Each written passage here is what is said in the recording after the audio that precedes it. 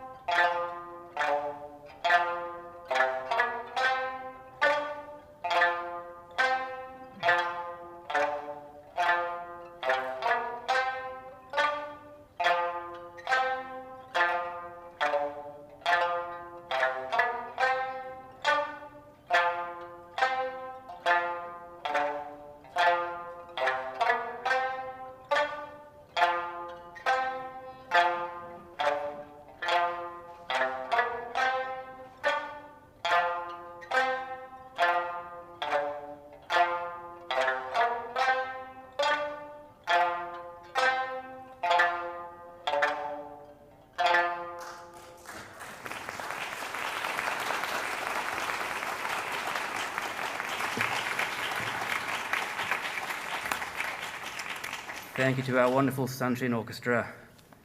And when you hear that song, you know that something important is about to happen. So I would like to welcome all of you here to this long-delayed graduation ceremony for the students of 2019 and 2020. Whilst we get the stage reset for the next part of the proceedings, I'd just like to go over some of the notes I've been asked to share with you regarding safety in these difficult times. Please make sure that you do continue to wear your mask at all times in the auditorium and afterwards. There are hand sanitizers available. If you leave the room and come back, please use those.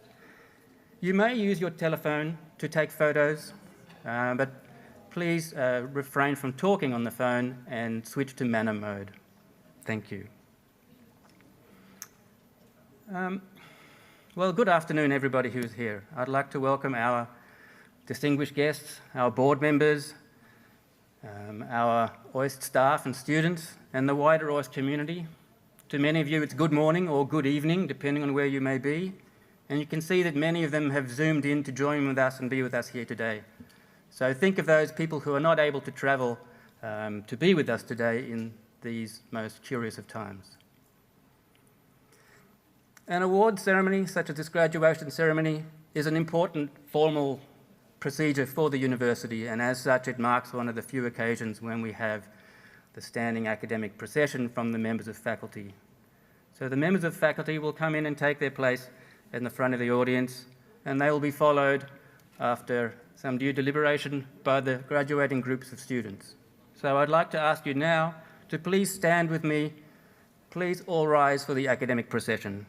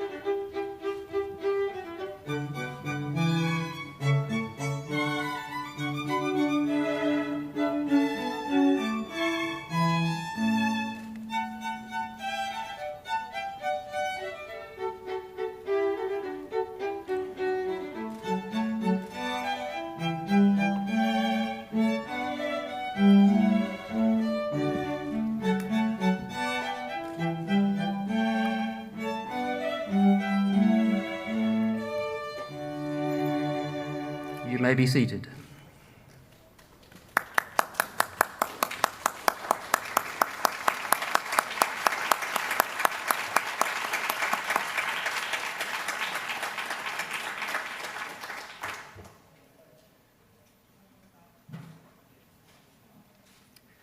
Well, greetings to members of faculty and to our graduating class.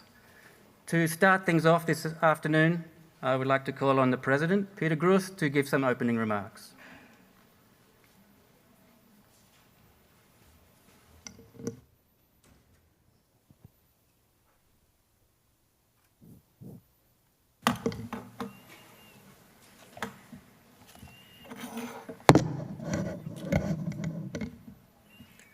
Konnichiwa, Hai Sai, and a warm welcome to all of you here in the auditorium and to all those joining us online from around the globe for today's OIST Graduation Ceremony.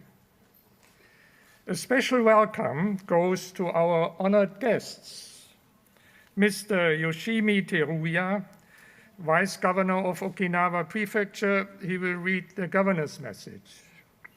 Mr. Hiroaki Hara, Director General for Okinawa Development and Promotion Bureau, will read Minister Kono's message. Mr. Yoshima Nakahama, Mayor of Onason. Mr. Noburu Akamine, Chair of the Okinawa Prefectural Assembly. Mrs. Ueko Yamauchi, Member of the Okinawa Prefectural Assembly.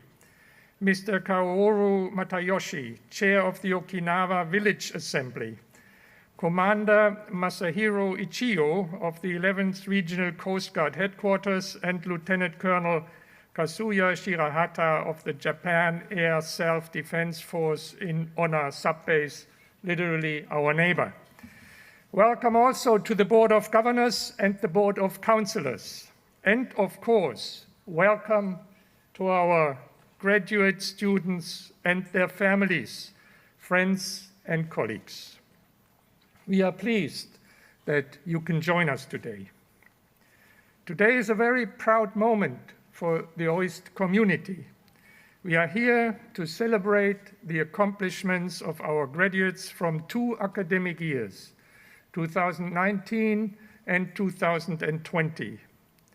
We applaud all that you have achieved during your time at OIST, and we look forward with anticipation as you embark on the next stage of the journey. The fact that many of you cannot be here physically today, and the fact that we are celebrating graduates from 2 academic years are symbols of the challenging times we are living in. Now, more than 1 year into the coronavirus pandemic, we are still facing a major global health crisis and witnessing the long-term effects of the virus on our societies and economies. Our daily routines have been disrupted, plans have been put on hold, and many of us have been isolated from our loved ones. Many of you, our graduates, have had to make significant changes during the last mile of your PhD journey, a highly stressful time even under normal circumstances. You have adapted to remote working, moved your thesis examination online, and adjusted to a new way of living. We applaud you. Sadly, these restrictions are also the reason why most of you cannot participate in person in today's celebration. Despite everything, I am incredibly proud of the way the entire OIST community has come together to overcome adversity. You have followed our health guidelines and continue to pursue excellence in your work and research. Many of you also have made extra efforts to contribute to coronavirus research projects and community initiatives to help our neighbors here in Okinawa. On top of this, our excellent PCR's testing group has prevented any coronavirus outbreaks on campus and kept our community safe. The OIST Graduate School has worked tirelessly to keep activities moving at almost normal intensity and speed throughout the pandemic. I would like to take this moment to also thank our graduate school team for their incredible efforts to ensure our students continue to achieve their full potential. I think applause is in order.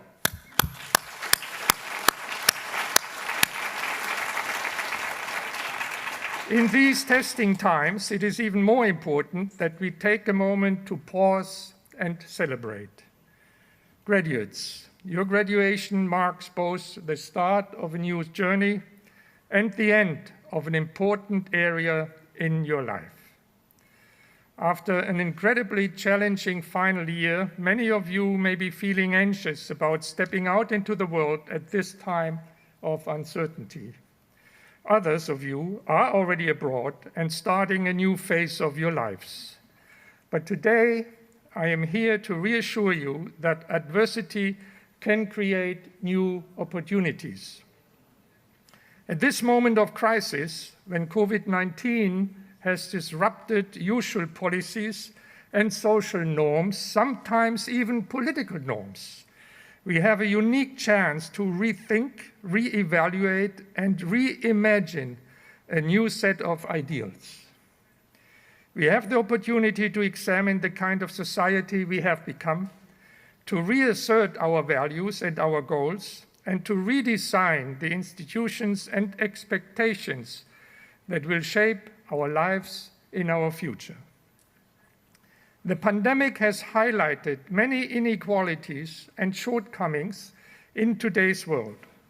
It is clear that we need to create greener, more resilient economies and to build stronger, more inclusive societies. We need a focused, sustainable, science-based approach to protect our health and our planet and preserve its precious resources for future generations. These are daunting tasks. We are on the cusp of the fourth technological revolution that includes a fusion of advances in artificial intelligence, robotics, Internet of Things, genetic engineering, quantum computing, virtual and augmented reality, and many more.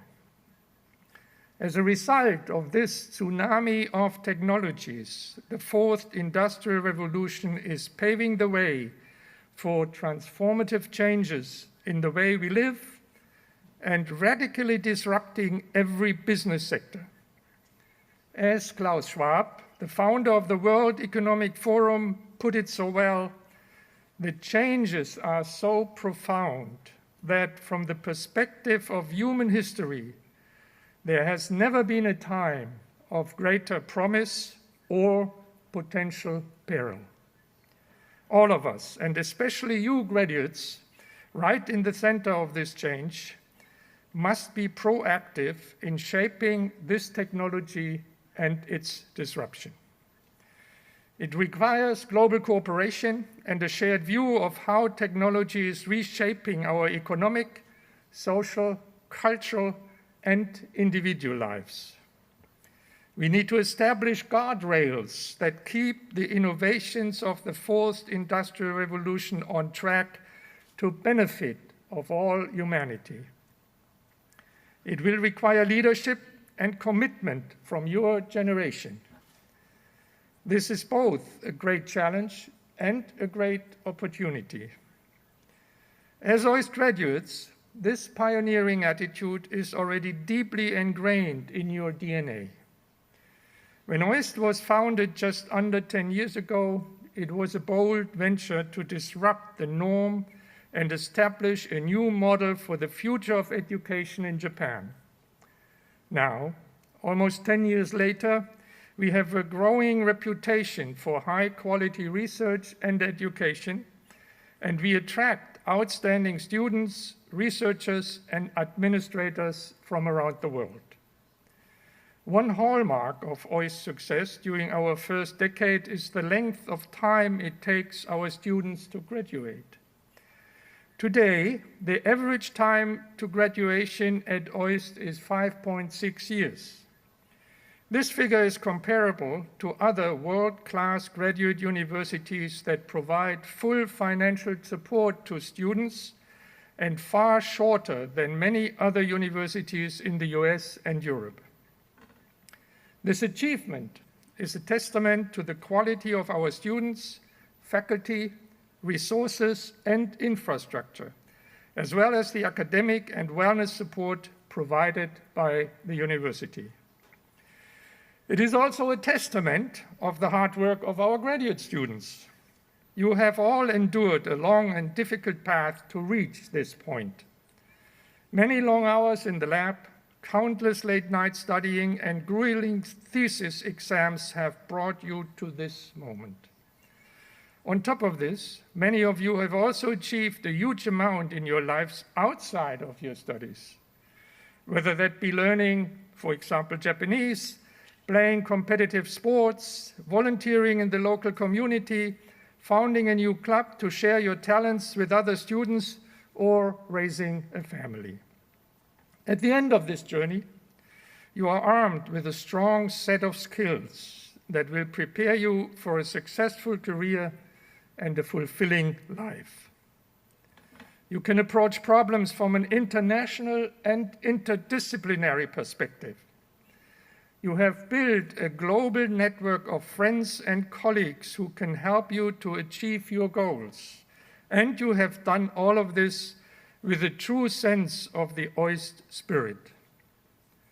The strength of character, determination, and resilience you have shown by successfully completing a PhD during a pandemic will serve you well as you step out into the world.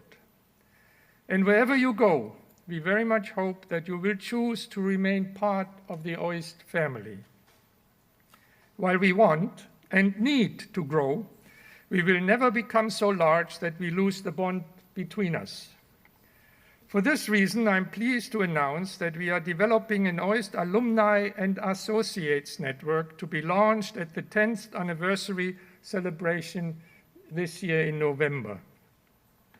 This network will keep our alumni, former postdocs, and former staff connected to the current university community. We will build an extended OIST family that spans the globe, enriching the experience of both current and former OIST members as they progress through their chosen careers. I very much hope that you will accept our invitation to remain an active member of this community. There is an exciting journey ahead, both as OIST moves into its next decade and as our new graduates move about into the world. Graduates, as you take your next steps, I want to encourage you to be bold with your aspirations, to push the boundaries of what you think you can do, and to use your skills to make a positive difference. You will have to be the next pioneers of this world.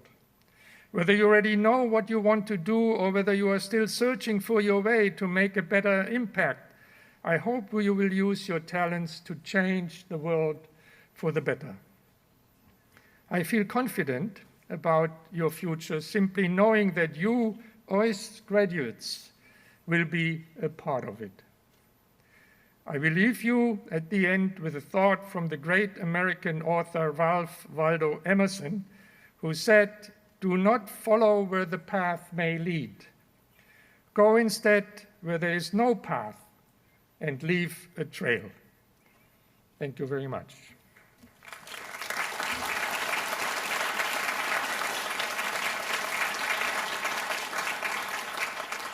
And now it gives me great pleasure to introduce our next speakers, Mr. Yoshimi Teruya, and he will be followed by Hiroaki Hara.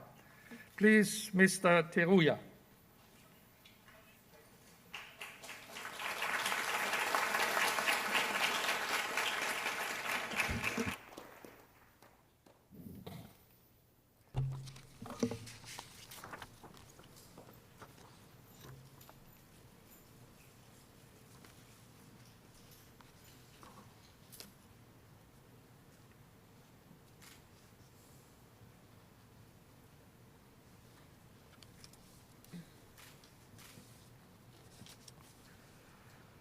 Hello everyone, how are you? Or in Okinawan dialect, we say Haisai Gusuyo Chu Ganabira. I'd like to extend my sincere congratulations on the Okinawa Institute of Science and Technology Graduate University Graduation Ceremony 2021. Congratulations to all the graduates who will receive their PhD degrees. I would also like to express my heartfelt congratulations to the families of the graduates and to all the OIST staff members who have supported and cared for them over the years. The novel coronavirus, SARS-CoV-2, is still present in almost every part of the world, and the world remains on high alert for the virus. For all the students in the graduating class, your everyday life must have been greatly affected by the changes imposed by the pandemic. I'm deeply moved and respectful that you have motivated yourself to work hard on your research under such extraordinary circumstances, and that you're here today to receive your PhD degrees. You chose to study at OIST out of many universities around the world. How was your time you spent as a student of OIST? While you were immersed in your research, I'm sure you also had the opportunity to enjoy the rich natural environment of Okinawa and to experience Okinawan culture such as Ryukyu dance, Okinawan drum dance, Eisa, or karate. I hope your experiences in Okinawa will support you in your future life. I'm convinced that the experiences you have gained at OIST, where the world's leading researchers work and collaborate, will give you strength, and that the compassion and caring attitude you have developed through diversities and interactions with colleagues from all over the world at OIST will give you true strength to overcome difficulties you may face in the future. You're now stepping out into the world. I hope that you will achieve brilliant success wherever you go. And I hope you remember your ties with Okinawa from time to time. And I hope you will play an active role in contributing to the sustainable development of the world. We'll be here in Okinawa, anticipating your future accomplishments, and Okinawa will give you a warm welcome whenever you come back to this island. Once again, I'd like to congratulate all the graduates on their prosperous beginning of a new chapter and wish all of you in attendance good health and happiness. May 21st, 2021, Denny Tamaki, Governor of Okinawa Prefecture. Congratulations.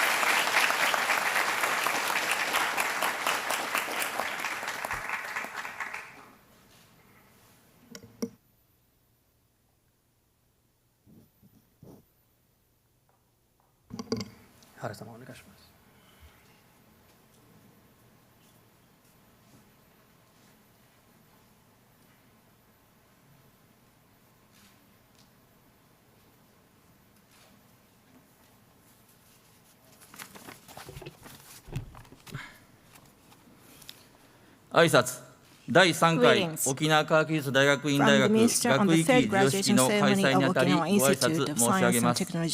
はじめに卒業生の皆さん、ご卒業誠におめでとうございます。ご家族の皆様にも心からお喜びを申し上げます。また、ブルース学長、そしてマレー議長をはじめとする理事会の皆様、評議員会の皆様、教職員の皆様、沖縄県恩納村の皆様、さらにはこれまでOISTの発展にご尽力された関係者の皆様方に沖縄担当大臣として心より御礼申し上げます。新型コロナウイルスの世界的なパンデミックによって昨年の学位記授与式が延期となり、学位記授与の節目を本日迎えられた方もおられます。歴史を振り返ると人類が誕生して以来、感染症との戦いは絶え間なく続いてきました。This time, however, humanity is once again mobilizing its wisdom to confront and overcome the new coronavirus. I hope that our graduating students who are moving on today will pursue the science and technology necessary for the people of the world to live safely and prosperously, and that they will play active roles in academia and industry. OIST was established for the purpose of contributing to the promotion and self-sustainable development of Okinawa and the development of science and technology worldwide through conducting world-class education research in Okinawa. as specified in the current Okinawa Promotion Special Measures Law and the Okinawa Promotion Plan, OIST is positioned as an important institution for the formation of a center for science and technology in Okinawa, and the Japanese government has provided active support, including financial support. OIST will soon be celebrating its 10th anniversary. During this time, OIST has attracted outstanding faculty members and students from all over the world to conduct interdisciplinary research in cutting-edge fields.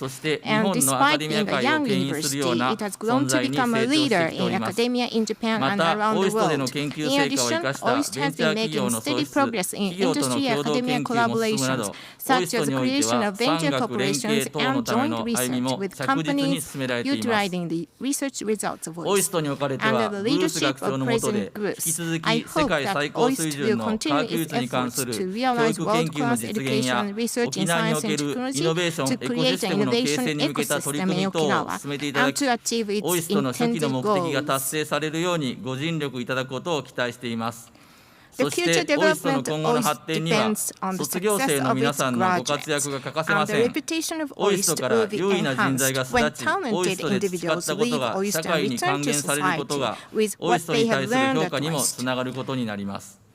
I sincerely hope that you'll be able to make the most of what you have learned and experienced here in Okinawa, and that you will be able to play an active role in a variety of fields as OIST graduates. I also hope that you will continue to be involved with Okinawa in some way or other in the future. Once again, congratulations on your graduation day, May 21st, 2021. Ministry of State for Special Missions, Kono Taro Kono.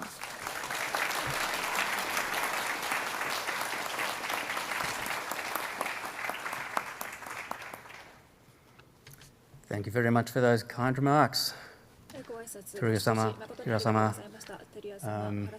It's important that we give thanks to the Cabinet Office and the Okinawa Prefectural Government for funding us, for continuing to support us, and for making us proud to be part of their vision for the future.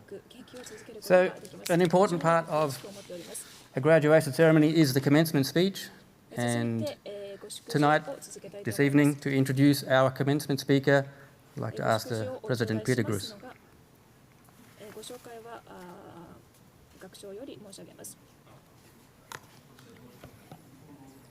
Well, I'm delighted to welcome our commencement speaker of today, Kathy Matsui. Kathy is the former Vice Chair of Goldman Sachs Japan, co-head of macro research in Asia, and Chief Japan Equity Strategist.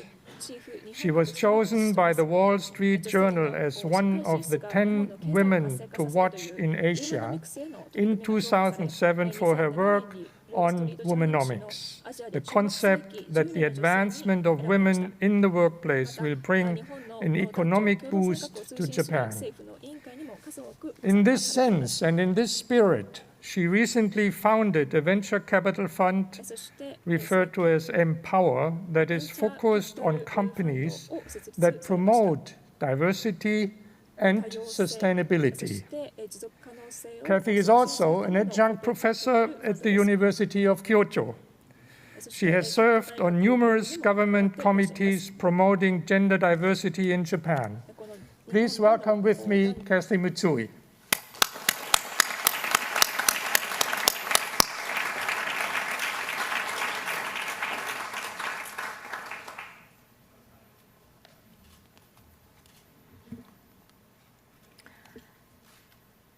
President Gruss, members of the Board of Governors and Board of Counselors, representatives of the Japanese and Okinawan governments, esteemed faculty and staff, proud parents, friends, and especially the 41 OIST graduates here in person and on the screen who have reached this well-earned milestone.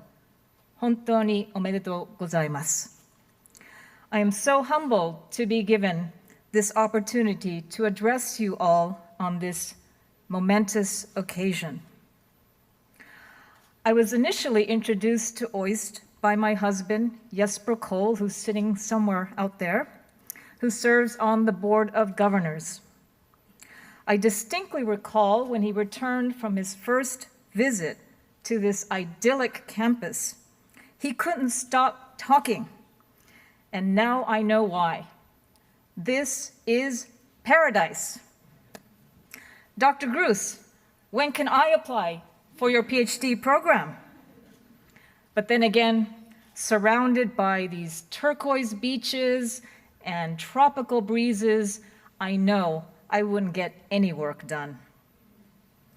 Only later did I realize that despite its relatively small scale and youth, OIST punches well above its weight in global scientific research rankings.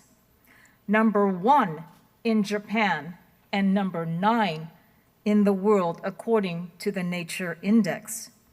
And it has so much potential to contribute beyond Okinawa and Japan to create solutions to society's challenges around the world. Now, to prepare for today's talk, I had the chance to speak with a couple of graduates, Shivani Sathish and Kamila Mustafina, and was really struck by how consistent their answers were to my simple question. So what makes OIST so special?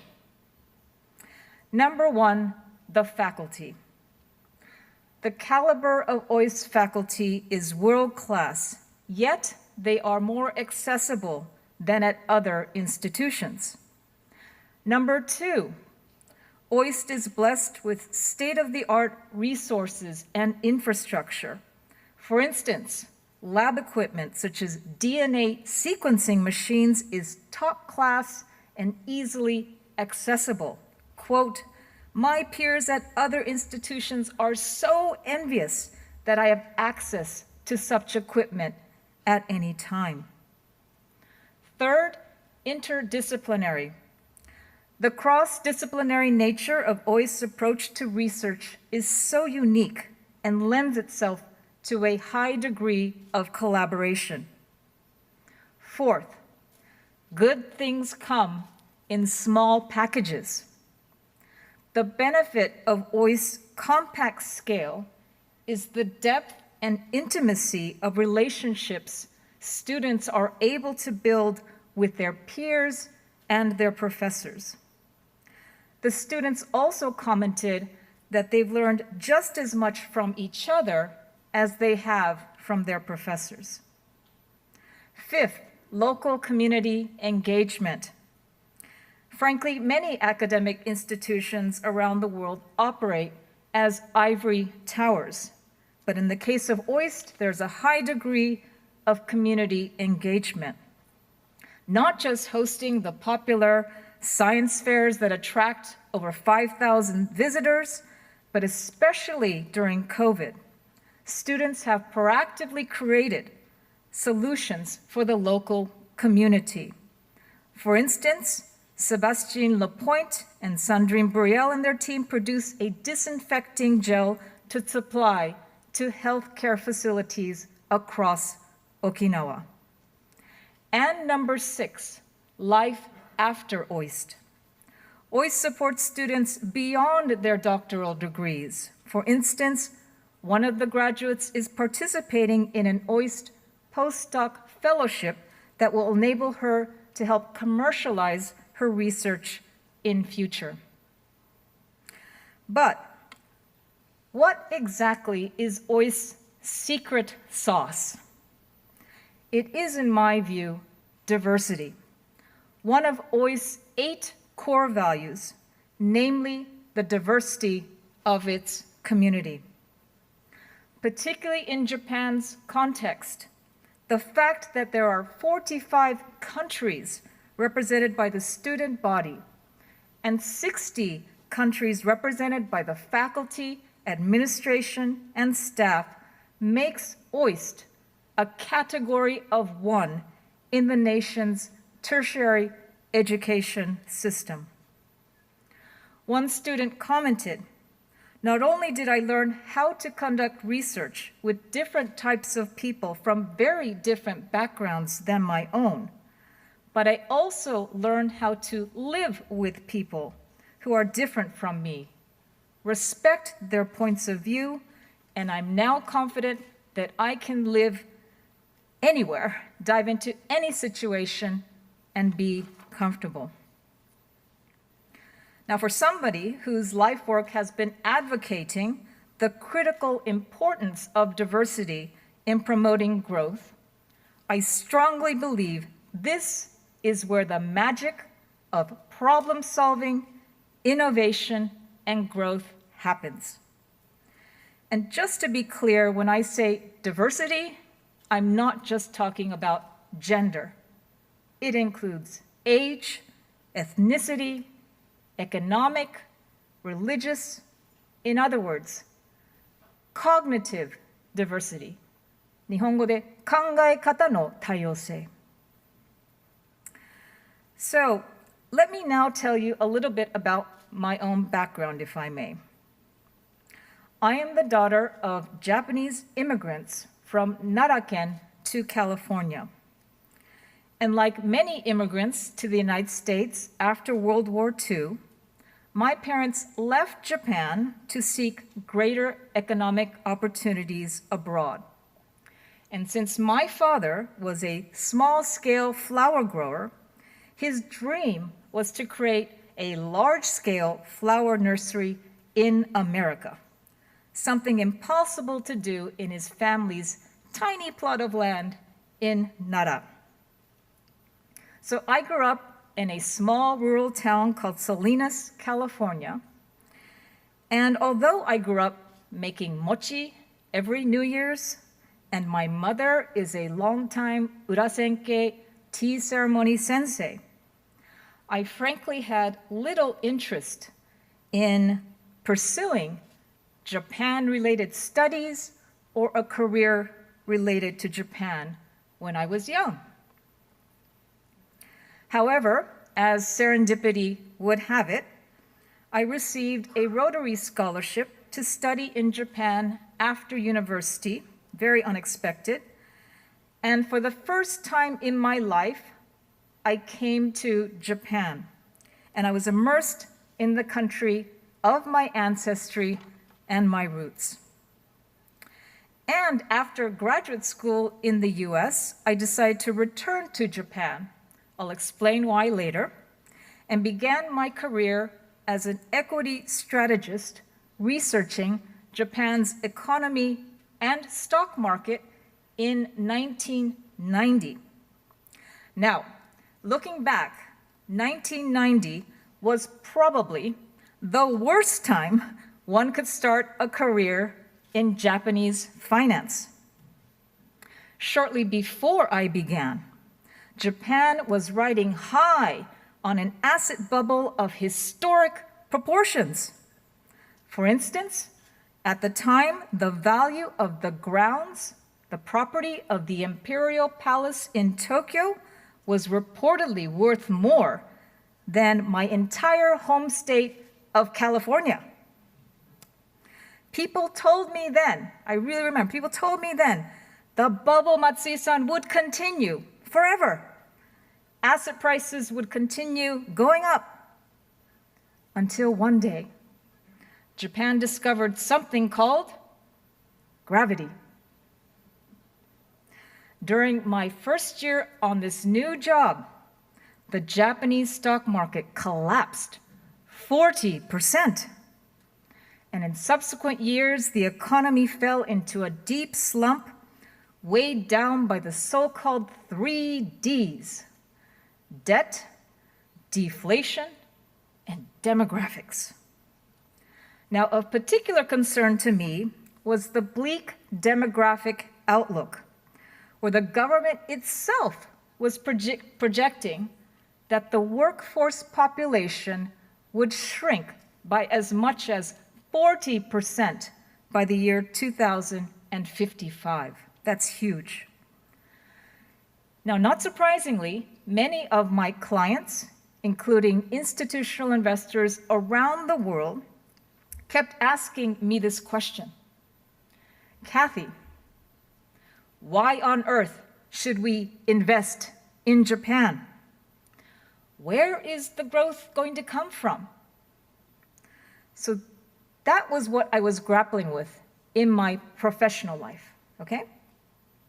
Meanwhile, in my personal life, I noticed that after returning to work from maternity leave after our first child was born in 1996, many of my mamatomo, mother friends, encountered numerous difficulties trying to return to their careers full-time.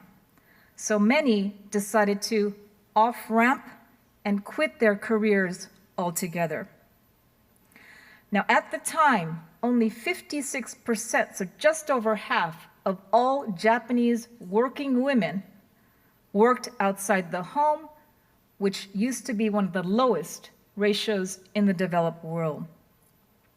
So you see this juxtaposition of my professional and my personal lives in 1999 led to one simple conclusion, and I called it mottainai.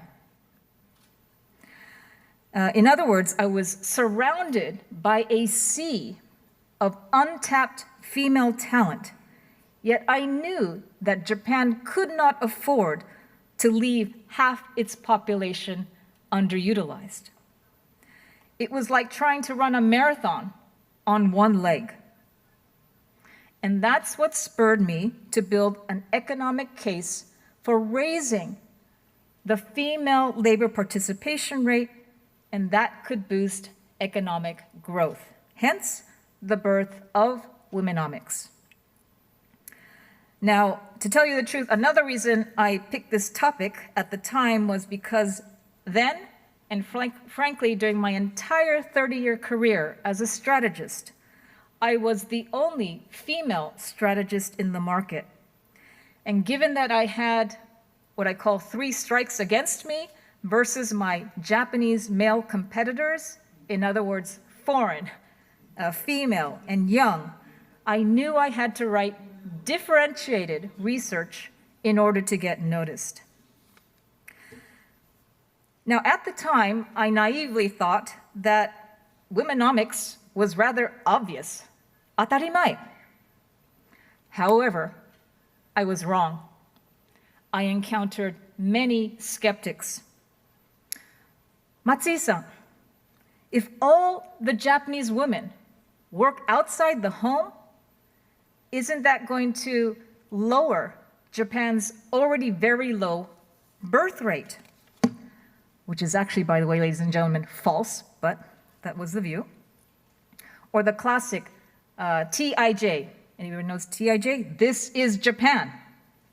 Argument that Japan is different with such deeply embedded gender role stereotypes and cultural norms, it will take Japan over 100 years for any meaningful change. I therefore decided that rather than an argument based on human rights or just equality, I thought the only way to convince these skeptics was to use hard data and objective analysis to prove that diversity can, in fact, enhance economic growth and corporate performance. Now, empirical studies around the world have shown that more diverse leadership teams are positively correlated with improved business performance and better risk management. My own research also demonstrated that Japanese companies with diverse management teams exhibited above average profitability and lower costs of capital. We also estimated that if Japan could narrow its gender employment gap, Japan's GDP, size of the economy, could potentially expand by as much as 15%, which is huge. Why? Very simple. Because more working women means more household income. More income translates into greater consumption. Greater consumption produces more revenues for companies. more revenues gets channeled into greater investment, higher wages, and so on. In other words, the bottom line for Japan to combat its rapidly shrinking population and to grow, for me, diversity is no longer optional, it is an economic imperative. So it's been 22 years since I first wrote about womenomics, and many people have asked me, so Kathy, what's actually changed? Has anything changed? And first of all, I will say I am glad to see that Japan's very low female labor participation rate, I told you earlier about 56%, has shot up in the last few years, reaching 71% in 2019, surpassing the ratios both in the United States and in Europe. 3.3 million more women are working outside the home today than before. Second, the Japanese government actually passed landmark legislation in 2015 which requires companies and public sector organizations to disclose their gender diversity statistics and set diversity action plans. This was a crucial step forward since you cannot move the needle if you don't know where that needle lies. But what hasn't changed? Japan unfortunately still ranks quite low in global gender gap rankings, largely to the dearth of women in leadership, be it managerial roles or representation in the public sector. Moreover, as we all know, Japan still has a long way to go when it comes to female representation in STEM fields. While the gender gap in STEM is obviously universal, Japan's ratio of female researchers ranks the lowest in the OECD today. We are clearly heading into an era of disruptive change, driven by rapid advancements in technology and digitalization. And while that's all very exciting, it will also be accompanied by substantial dislocations, including potential job losses. Therefore, we need to ensure that everyone in society, including our daughters and our granddaughters, will be well equipped with the skills and knowledge necessary to thrive in this new world. And in this context, I'm very encouraged to see OIST taking concrete steps to make a difference for women in STEM. Frankly, it's so impressive to see that over 40% of the PhD candidates at OIST are female. And the recent launch of the Rita Colwell Impact Fund for the Advancement of Women in Science will help nurture more women and girls in science and create opportunities for women to advance their careers and become leaders in the field. I applaud you all. So the bottom line is this: for all of you graduates, don't take your diverse experience at OIST for granted. Continue to engage with people outside your discipline, your gender, your religion, and your race. Use your knowledge, empathy, and patience to address the challenges facing the world. We are counting on you. Finally, this wouldn't be a commencement speech if I didn't leave you with some life lessons.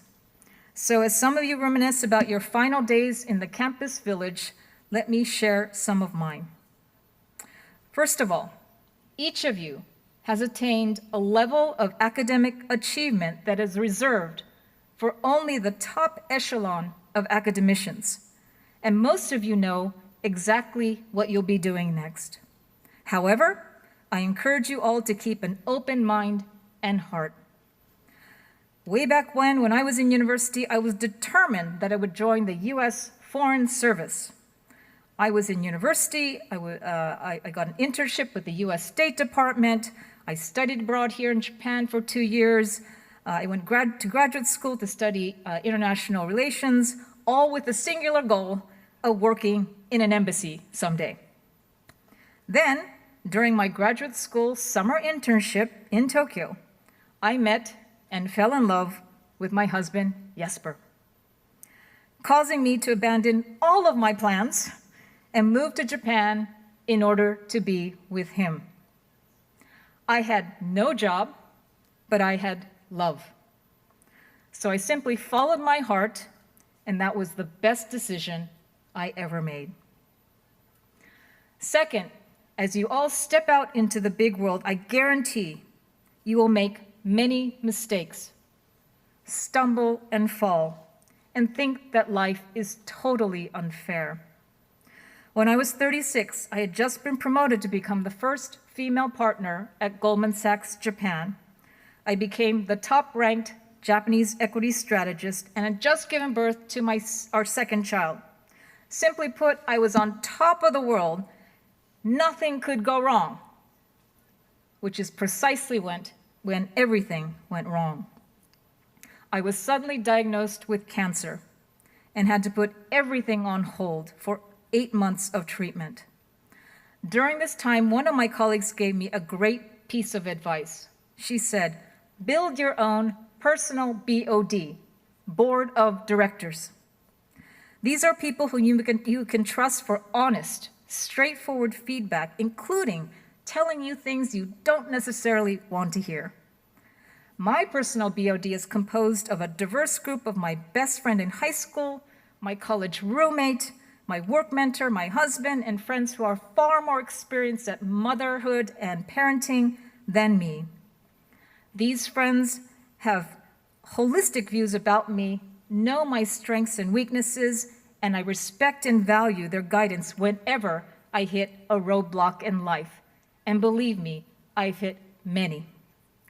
So I strongly encourage each of you to create your own personal BODs as well. Third, you have all been blessed by world-class education, working with top-notch faculty in this slice of paradise called Okinawa. However, with such privilege comes responsibility. As you head out into the world, remember all those people who have supported your journey to this point. Stay in touch with your professors and peers, and I guarantee they will prove very helpful in the next chapter of your lives. And above all, don't forget to give back to the next generation at OIST, just as your seniors have supported you. Finally, allow me to end with 2 pieces of wisdom from leaders I admire. First comes from the former US Secretary of State, Madeleine Albright. Quote, to succeed, you will require the kind of knowledge that extends way beyond mere facts to knowledge of self. From this day forward, you will have to rely not on grades or guidance from professors to tell you how you're doing. You will have to rely instead on an inner compass. Whether that compass is true will determine whether you become a drifter who is blown about by every breeze, or a doer, an active citizen determined to chart your own course, question your assumptions, and when necessary, sail unafraid against strong winds. My second quote comes from Navy Admiral William McRaven, who famously wrote, if you really want to change the world, start by making your bed. If you make your bed every morning, you will have accomplished the first task of the day. It will give you a small sense of pride, and it will encourage you to do another task, and another, and another. By the end of the day, that one task completed will have turned into many tasks completed. Making your bed will also reinforce the fact that little things in life matter. If you can't do the little things right, you will never do the big things right. And if by chance you have a miserable day, you will come home to a bed that is made, that you made. And a made bed gives you encouragement that tomorrow will be better. So if you want to change the world, start by making your bed. Now, one last homework assignment. I know you weren't expecting this, but before I leave you, graduates, After this ceremony is over, call, do not text, call your parents. Tell them how much you love and appreciate them. Believe me, as a parent, this is all we really want to hear from our kids. Thank you. Congratulations again to all of you OIST graduates. We are so proud of you. Go out and change the world, but don't forget to make your bed. Thank you very much.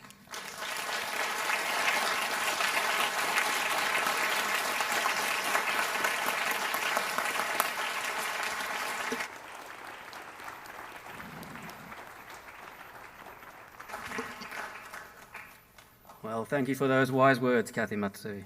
And before we begin the conferment of degrees, I'd just like to read out a couple of notices I have received. We would like to inform you that we have received congratulatory letters and telegrams from Mutsumi Nishida, President of the University of Ryukyus, Dr. Masanori Sunagawa, President of Mayo University, Mr. Kosaburo Nishime and Ms. Asako Omi, members of the National Diet, and many other people. We have also received flowers from Mr. Yoshiaki Tamaki, Chairman, and Mr. Masayasu Yamashiro, President of the Bank of Okinawa. Thank you very much for those.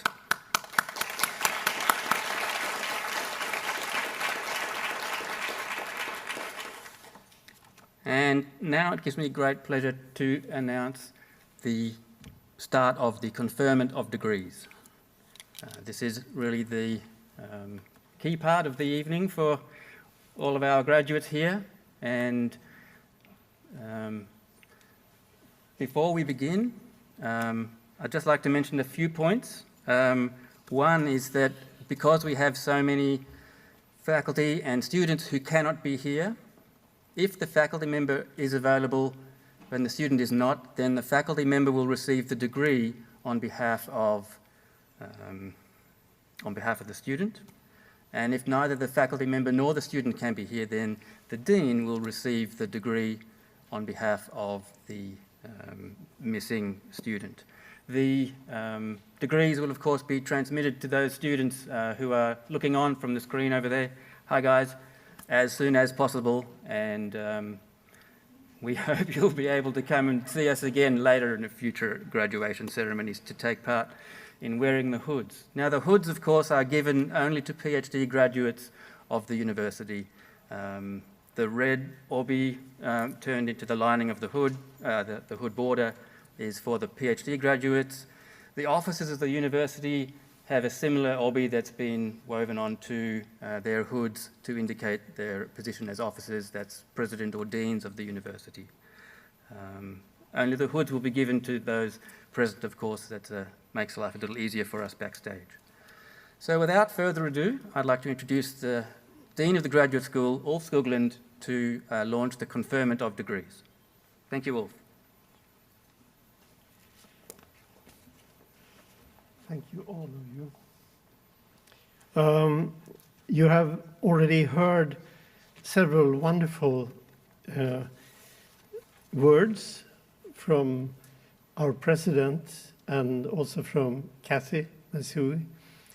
So I will not talk about the general life of you. I will talk to you shortly just from the perspective of the grad school. Okay. So, dear OIST PhD graduates, congratulations to your achievements that have awarded you with a PhD exam. During the roughly 5 year past years, you have worked intensively and creatively to reach your goal and become a trained scientist in your field. This long journey has defined you as persons, and you have learned about exciting science and made your own scientific discoveries, and also learned how to do and present research.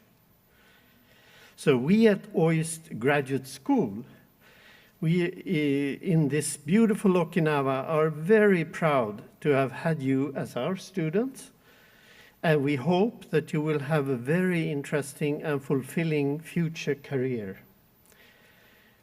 Please make fruitful use of your network of personal and professional contacts and expand it. So we also hope that being an OIST alumni will be a welcome distinction and that we will keep in contact also in the future. So I would say from the grad school, particularly congratulations to your achievements again. We have a special greeting. So our former president of OIST, Jonathan Dorfan, and his wife, Renée Dorfan, send their enthusiastic congratulations to all the graduates and their families. They wish them every success and fulfillment in their postgraduate careers. And with that, I thank you, and we can proceed with the program from here. Thank you very much.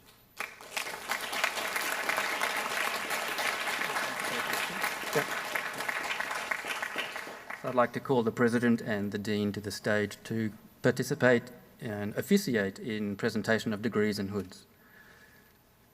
The first student, Bianca Severitz, comes from the laboratory of Gordon Arbuthnot, and if he could make his way to the stage to give some remarks on her behalf.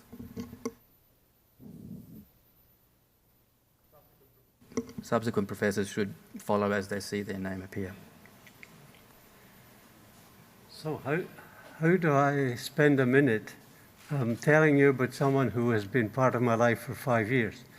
I think all of us who've been in academic life for any length of time have had a very wide variety of students work with us. The kind that you want to hide in the corridor when you see coming because they're going to ask you something else to do, and the kind you wonder whether they ever were here, but here are the results. They only worked at night. Bianca was neither of those. She was the most independent student I have worked with. She wanted to work with Jeff Wickens, but he was Dean of the Graduate School. So I was second choice, but that was all right. By the time she was halfway through her degree, I was acting Dean of the faculty. So to say she was independent was not really necessarily her choice, but she did it brilliantly. I'm both proud of what we did together and in awe of the amount of work that she managed to accomplish. Thank you.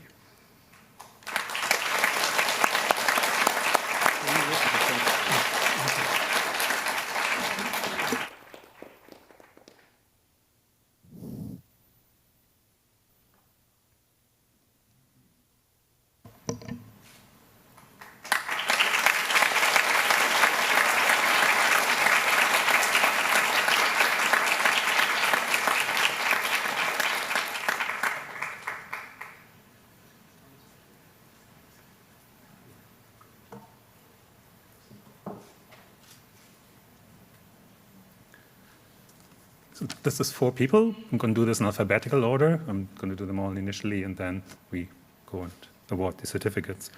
In alphabetical order, so Ayaka.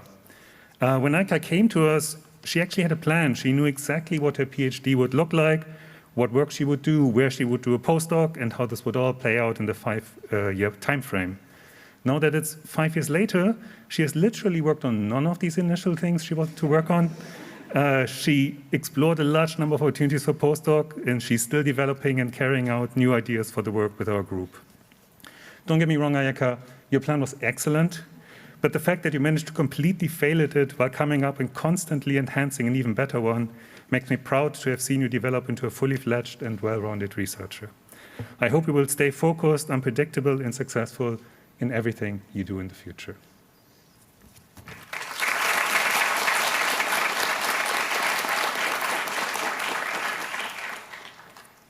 James Schloss.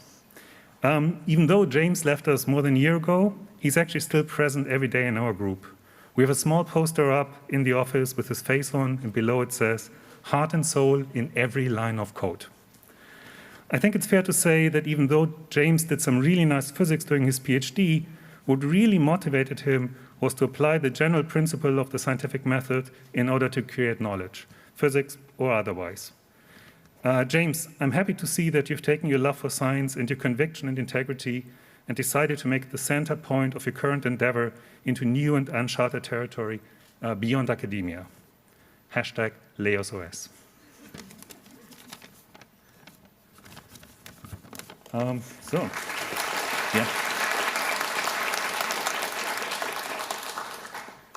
Mathias Mikkelsen.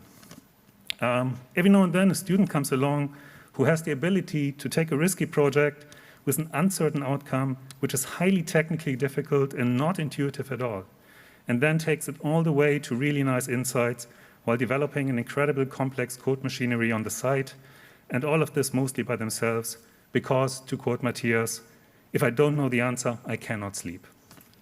Luckily, there's coffee for the day afterwards. Mathias, I'm looking forward to learning many answers to problems I shy away from you in the future, and thank you very much for working with us.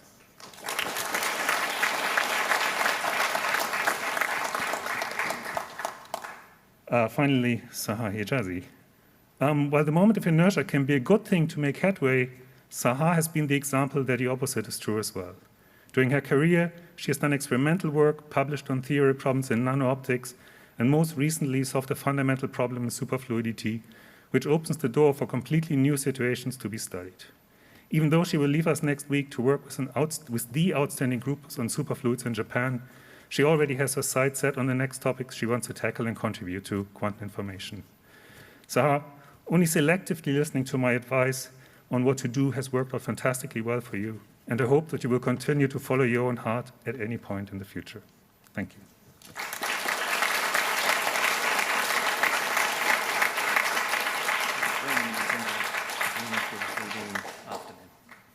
Ayaka and Sahar.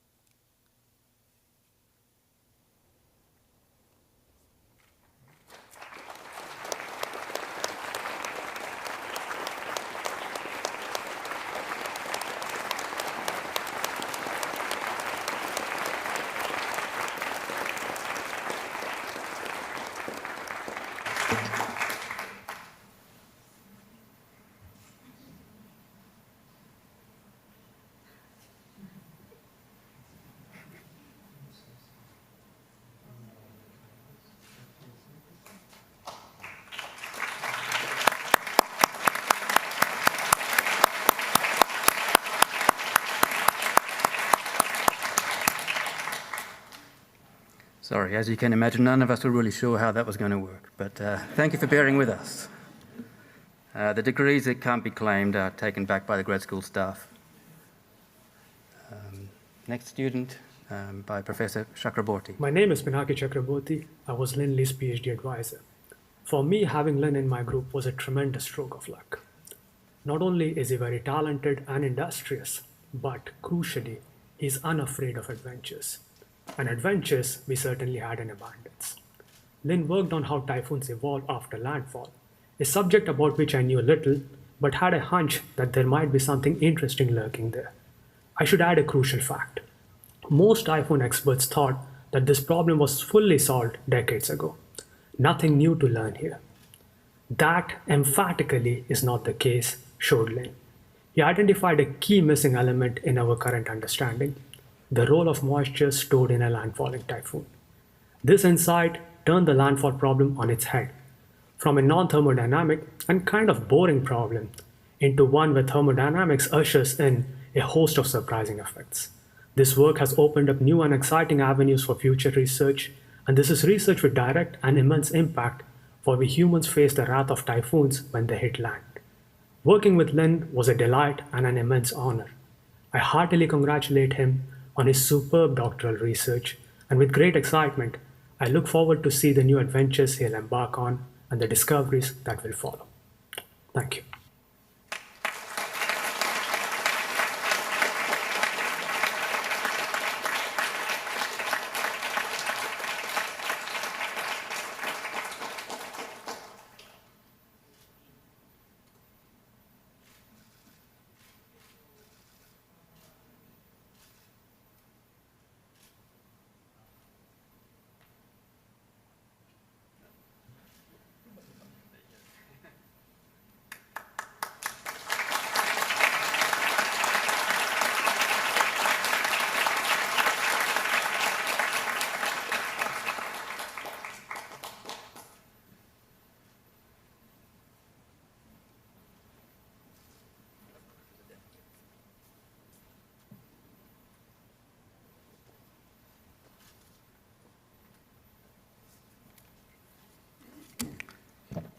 Good evening, good afternoon. I guess we've agreed Viktoras is going to go first. So Viktoras and I met dancing. And I don't mean that we went out with a group of students dancing. Literally, we danced together. So it was in the days when the OIST Swing Club would often find fewer women than boys. And I agreed to play the role of a follow and be Viktoras' partner. And after several such dances, I guess Viktoras trusted me enough that he proposed a PhD project in my lab.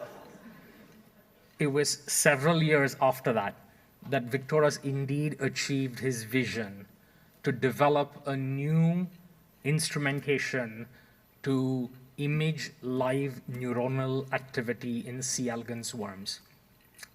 Viktoras did a very impressive job with the technology. Further, as part of his PhD work, he developed, or he has an idea for a medical tech device with which he has now decided to continue a technology pioneer fellowship where he will try to see his technology to market commercialization.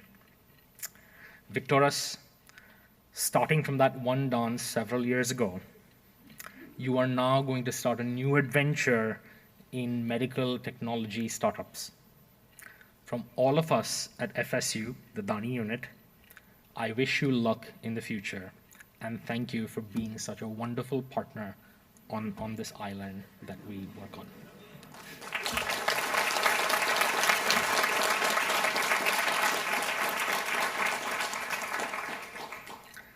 Andrew. Andrew joined my group as an intern several years ago. He was visiting with his advisor then, who was on sabbatical. Now, those of you who know Andrew, he's quiet, and it's hard to know exactly what's in his head. So I really didn't know by the end of his internship whether he liked OIST, whether he liked the unit. But then one day I remember that all the interns went to eat sushi at Yoshihachi and imbibe their favorite drink, Okinawan water, I presume. And with all that sushi, Andrew was much freer. And I think we came to know that he truly loved OIST, and he was going to stay. At OIST, Andrew did some incredibly pioneering work. The challenge with doing pioneering work is you have to convince a lot of people that it's right, rightfully so. And in the Nature paper that Andrew eventually published, he put together a reply to the reviewers that was about 50 pages long, with a lot of diligence and patience to convince the referees that the effects that he was measuring, he was not damaging the sample in the process. I think it's a real testament to Andrew's patience, skill, and level-headed way of doing science. Andrew, to you as well, we from the FSU wish you best of luck, and we're very happy to have had you as a team member on this island for the past many years.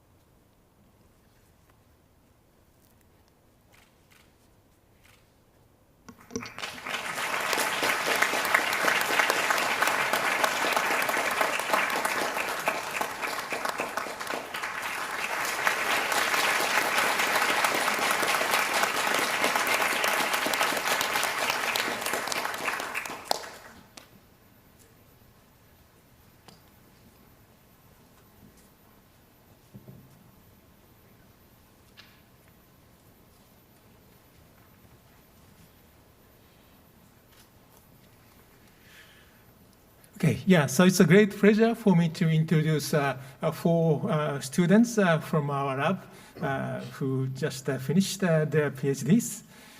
So first, Shoko-san. So she was one of the first OIST PhD students, and then she picked the topic of creativity as her target of research. So how people get motivated to be engaged in creative work. So that was a very difficult problem. But she came up with a hypothesis that creating something rich using a rather simple rule will make people motivated. So she tried to test that hypothesis. And her research was suspended for some time for her childbirth, but she came back and designed a new computer game to test her hypothesis. Maybe some of you have enjoyed her game as a subject in his experiment. And then during the difficult time of COVID, she maintained the health and well-being of herself and also her daughter, Mone-chan, and then finally completed her thesis in time for this graduation ceremony. Yeah. Congratulations, Shoko-san and Mone-chan, for this good, huge accomplishment.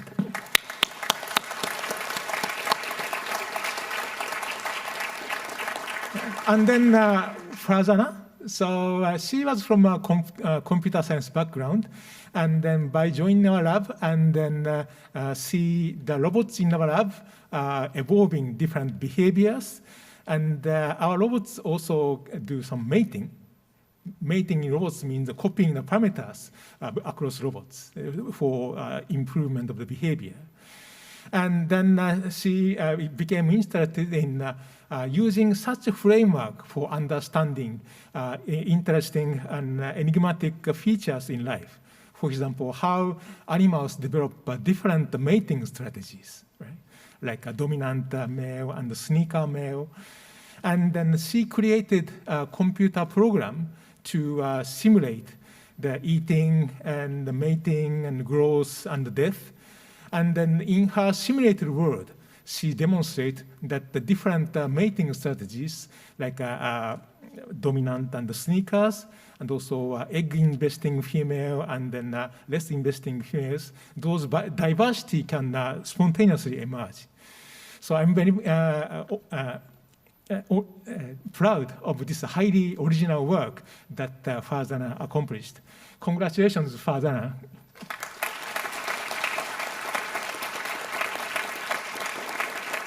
And then the Pabo and Tadashi. So they joined to OIST in the same year, and they both were interested in reinforcement learning. This is a theoretical paradigm for an autonomous agent to learn new behavior based on exploration and reward feedback, success or failure. Right? And then they took different strategies. Pabo worked on a so-called model-based strategy. The agent learned the structure of the world and used that knowledge to find better performance. For example, the demonstration he made for letting our smartphone robot to bounce up and balance on 2 wheels, that is my favorite movie when I use in my presentation to explain about model-based reinforcement learning. And Tadashi took a different strategy, so-called model-free, without learning detail of the world, by simply from the sequence of observation, action, and reward, how a simple agent can learn to perform a complex behavior. So, and he dived deep into the theory and came up with a theorem, how to derive efficient and robust algorithms. Right? So the study of both students were highly original, and then they were accepted in a very popular conference like NeurIPS. And then after finishing his time at OIST, Pabo took assistant professor position at the Kyoto University. And Tadashi took a postdoc position in Canada with Rich Sutton, who is a real pioneer in this reinforcement learning field. And for example, Tadashi's paper's acceptance as an oral paper in Europe's drew the Japanese media. And if you pick the main issue of Bunge Shunju, this is a quite authentic Japanese magazine. And they have like a 10-page article featuring Tadashi's performance, including his days at OIST. So if you are interested, please check this. Okay, so Paavo and Tadashi, congratulations on your PhD, and I hope you both extend your theory and then help the world find a good solution. Okay, so all four of you, congratulations.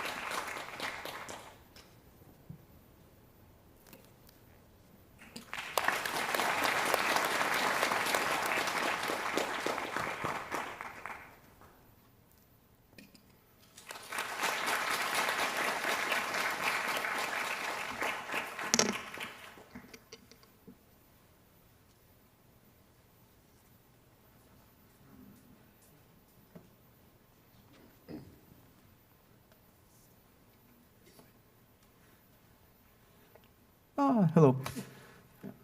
Okay, so it feels a bit emotionally strange to congratulate someone for getting a PhD. Sounds like the wrong move. So instead I'll say a couple of words about the strange name of field, like the mathematical end of theoretical physics. So science is the art of not fooling yourself. And normally we don't trust people with that. So in proper science, what usually happens is that people are eventually confronted with experiment, and then like, if they were fooling themselves, it will come to an end.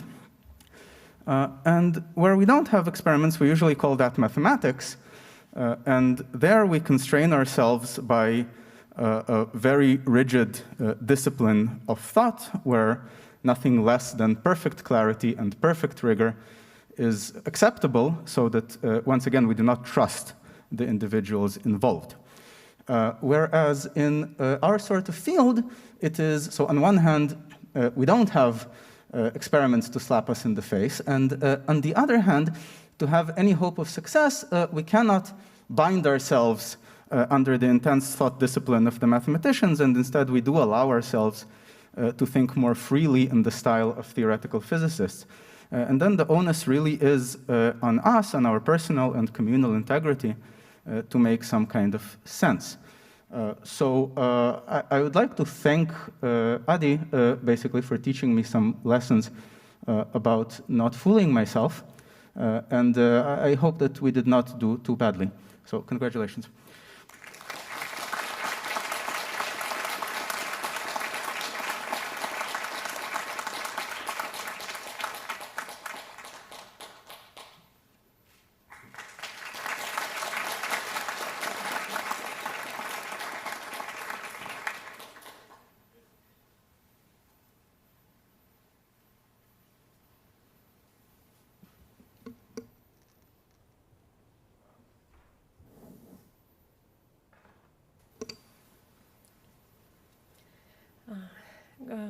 Good afternoon, everyone. And well, first of all, I was very lucky to have Sebastien as my first PhD student in the lab.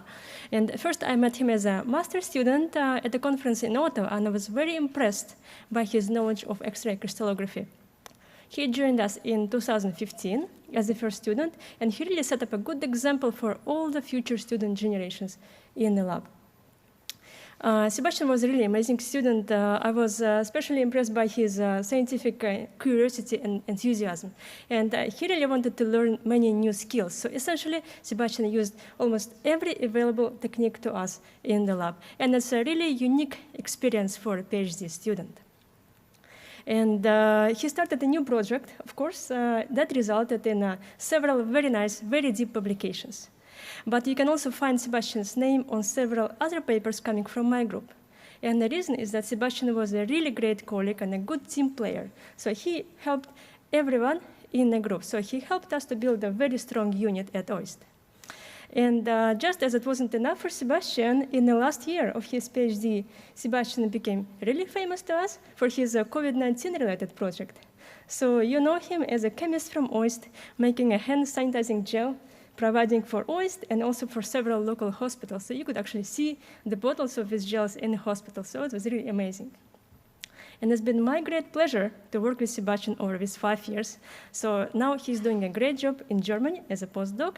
So now, finally, Sebastian, congratulations on your PhD degree.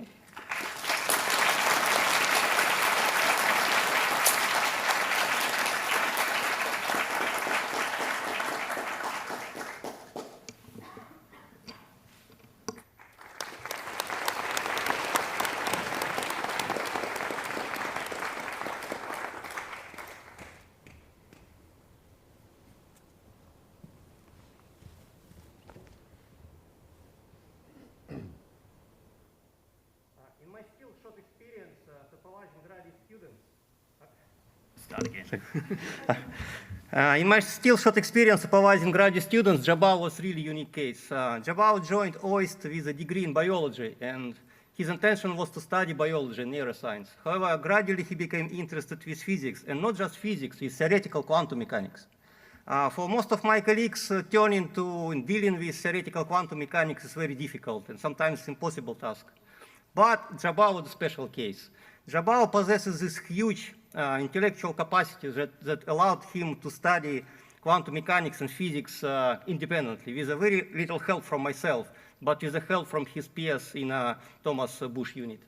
And soon he reached this fundamental understanding of quantum mechanics at the level where he could actually use it.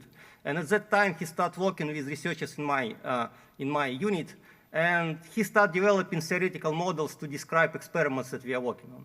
And on a number of occasions, he came with simple but beautiful and very nice explanations for the phenomena that we observed in the experiments. So that allowed us to progress with our understanding of what we are doing.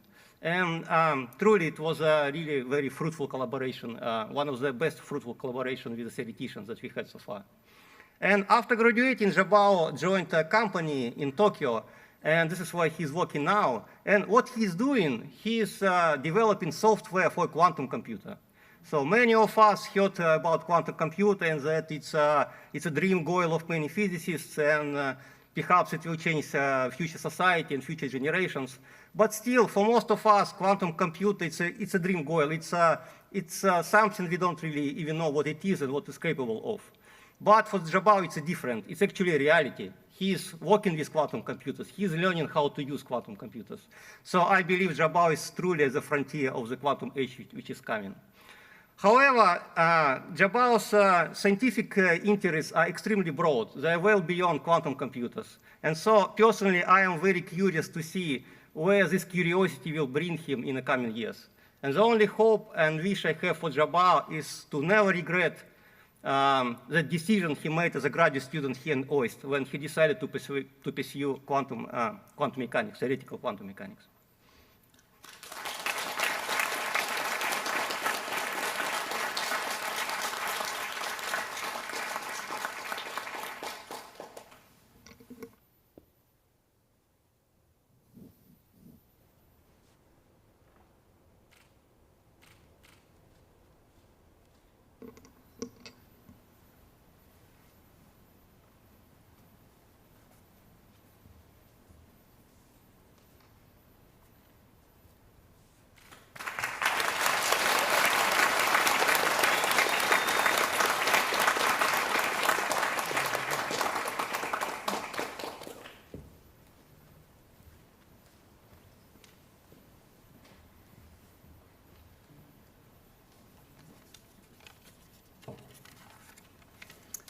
Good afternoon.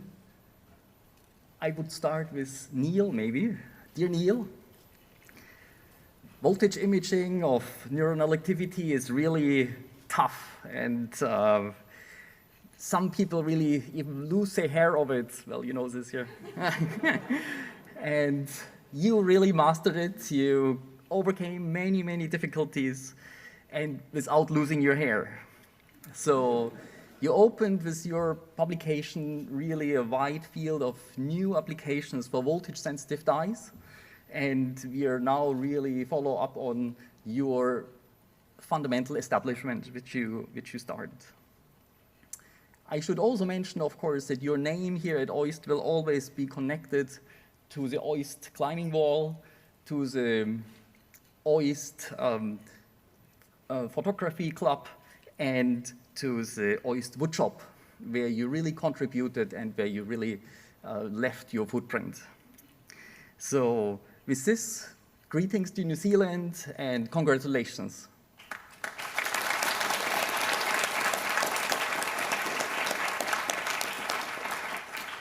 Dear Leonidas, hi online. When I was a postdoc, I was working by accident on astrocytes, and I didn't expect that I would ever go back to this again.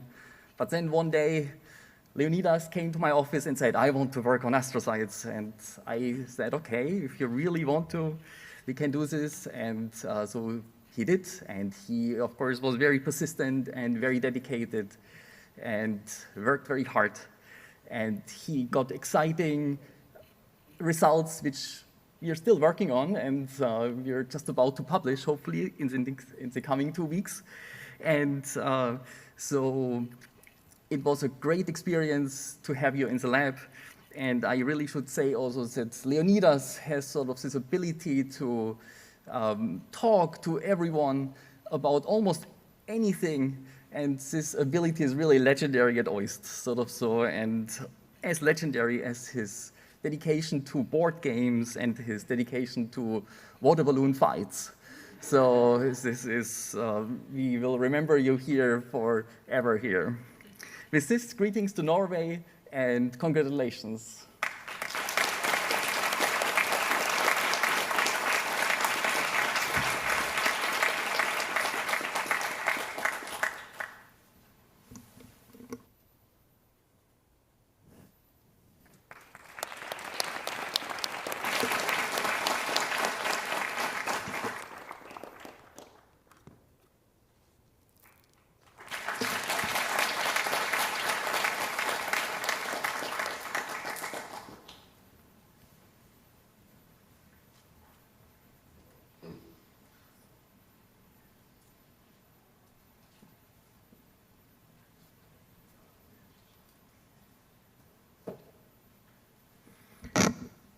Okay, good afternoon, everyone.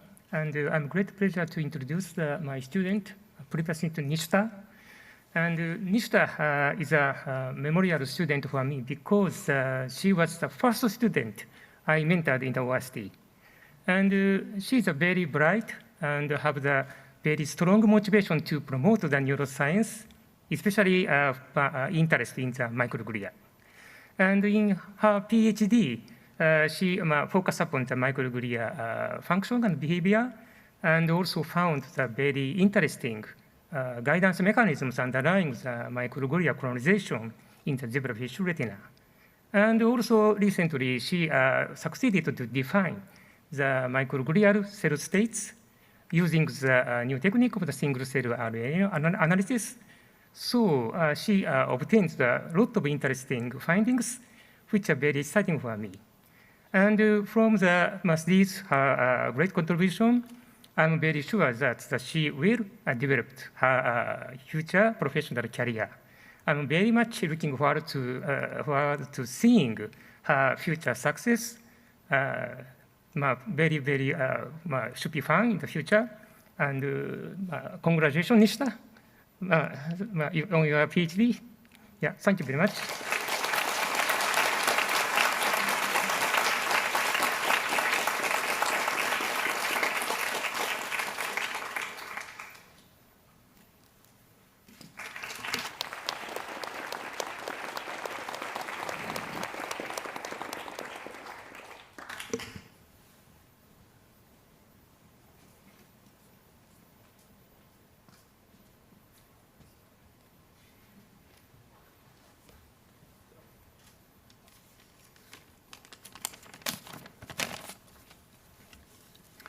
So I was very fortunate to have Maggie as my PhD student.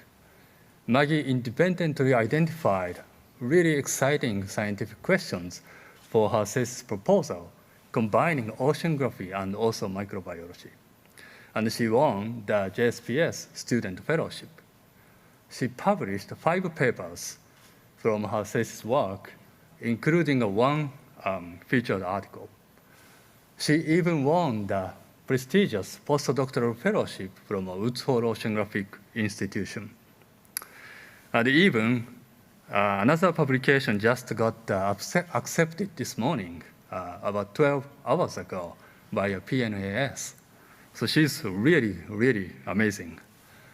I think also OIST was really lucky to have Maggie in the community. You probably have heard about the OIST Eco Club and also Night Okinawa. She started them. So she made enormous contributions to the university, also to the greater scientific community in Okinawa. So I'm really, really proud of her. Congratulations, Maggie.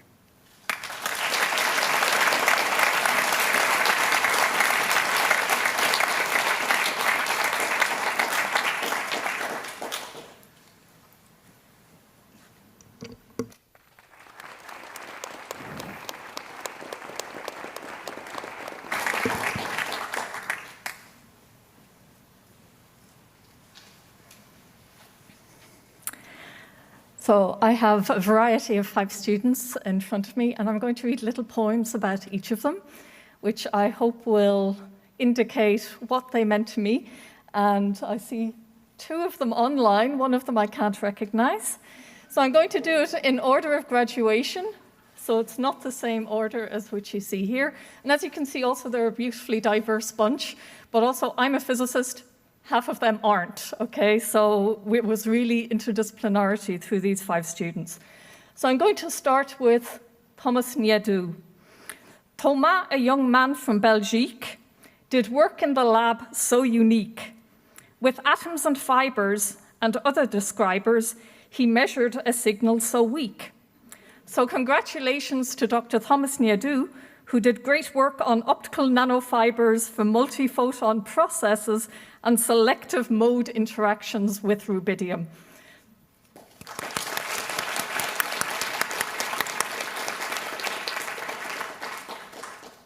I see the 2 on Zoom are getting nervous, and so should Sho. So Sho is here. This is Dr. Shoko Sumie. There once was a young man called Sho, who traveled to OIST from Tokyo. With whispering light and mode volumes so tight, his bubbles so brightly did glow. So congratulations to Dr. Shoko Sumie.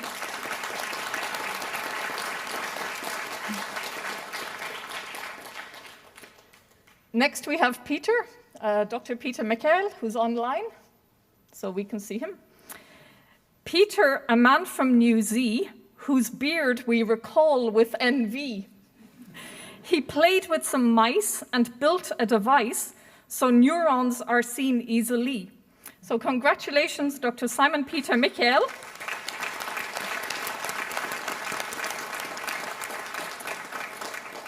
And at this point, I'd like to point out that Peter was co-supervised by Professor Gordon Arbuthnot, who was crucial in the neuroscience part of his project when he looked at optical fiber probes for in vivo neuronal compressive microendoscopy and mode analysis in nanofibers. So, thank you, Gordon.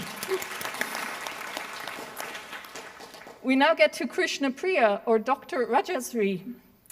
KP, a Stree from Kochi, who wanted to work with Orbi. Atoms she excited, curiosity ignited. She's now gone to interferometry. So Dr. Krishna Priya Subramanian Rajasri worked on Rydberg excitation and other multiphoton processes in cold rubidium atoms near an optical fiber. Congratulations, Krishna Priya.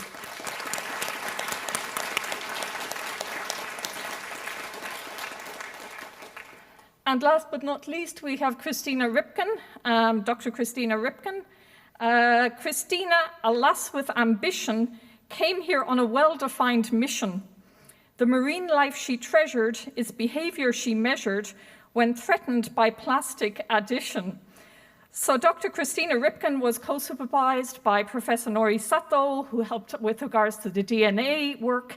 And initially, she was also supervised by Professor Mitrai, and that was also crucial with regards to gathering her marine samples. So she worked on micro and nanoplastic in Okinawa, potential impacts on planktonic microalgae, and endosymbiotic dinoflagellates, and she taught me a lot. So congratulations, Christina.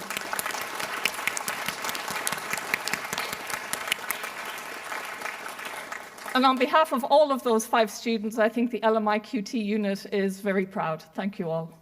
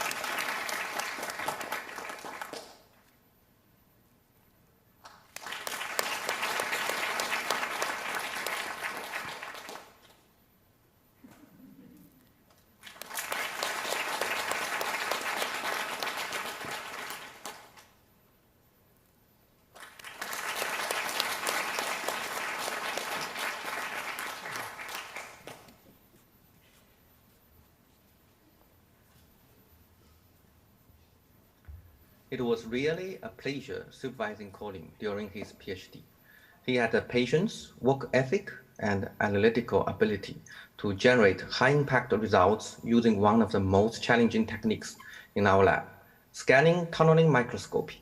His research efforts have led to important fundamental findings regarding properties of defects and interfaces in next-generation solar cell materials that will help stimulate applied research in this area. I was also pleased to see him actively lead collaborations with other research groups, which is an important characteristic for a successful scientist. I was also impressed to see Collin's success outside the lab. His communication skills are top-notch, which won him the Falling Walls lab competition in Tokyo. Furthermore, he has a passion for outreach and developed the Okinawa Science Mentoring Program here at OIST.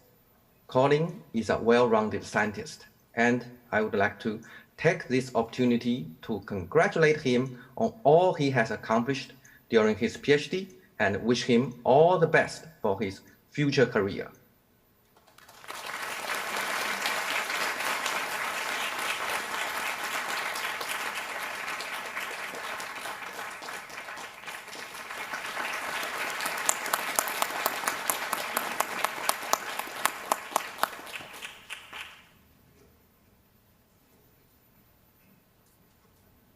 Hello, Han. I know that this graduation means a lot to you and that you very much wanted to be here in person with your parents and wife. For that reason, I've decided to record my message and join you in the space where you are participating, online. We've known each other for a while now. I remember you as a skinny intern with an amazing talent for physics who crashed his bike in the snow outside our apartment in Oxford. I remember you as a beginning graduate student trying to figure out his way in life, and as a young man gaining in muscle and self-confidence here at OIST. And I remember you as a recognised scientist in your own right, speaking with the authority of his own accomplishments, and best of all, always with enthusiasm. We were very fortunate to have you as a student for the energy and new ideas which you brought, and I'm grateful to you personally for opening up new perspectives which I might not have thought of, or even thought about, for myself. This is only right. Good students should lead their supervisors, and it's on students like you and the rest of this graduating class that the reputation of our university will ultimately be built. You've already achieved a lot. If you achieve all that you are capable of, it may be my fate to be remembered parenthetically as your supervisor. I'm okay with that. And I hope that one day in the future, we will all be able to meet in person, together with your family, to celebrate those later successes.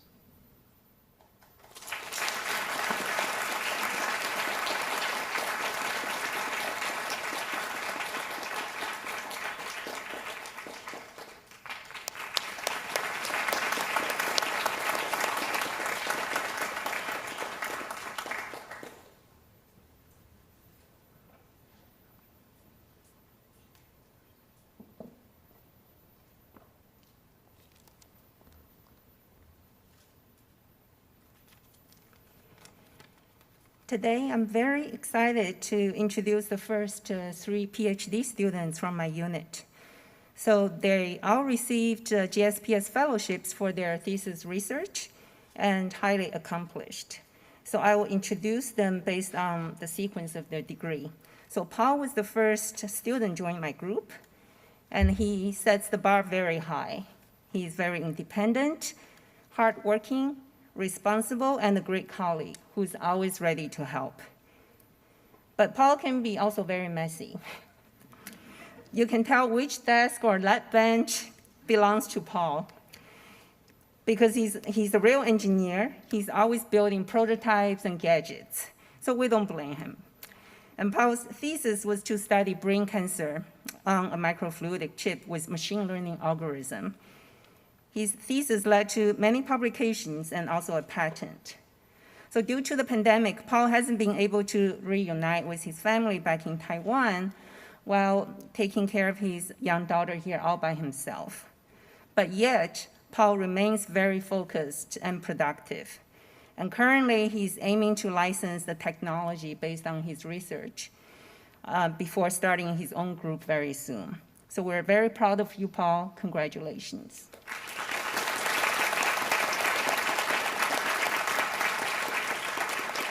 So the next one, Noa, who joined my group 6 months after Paul. Noa received her degree in environmental science from Weizmann Institute of Science and worked in biotech for a couple years before she joined OIST. So I witnessed first how Noa interacted and commended her dog, Sebastien, which is twice her size. And she was very tough, assertive, and very caring, and always gets the job done. So if you're a pet owner, you know what I mean. And I know immediately that Noa will be a very successful researcher. So she studied vortex dynamics at very small length scales for her thesis, with applications ranging from drag reductions and mixings and blood flows and so on. So she's very hardworking, organized, and she always completes her work ahead of schedule. And as a dual career couple with her husband, Orestes, and also their young daughter, they supported each other and are very both productive. And I heard that Noa is also a competitive poker player and a very good cook. So Noa, we wish you the best with your next endeavor. Congratulations.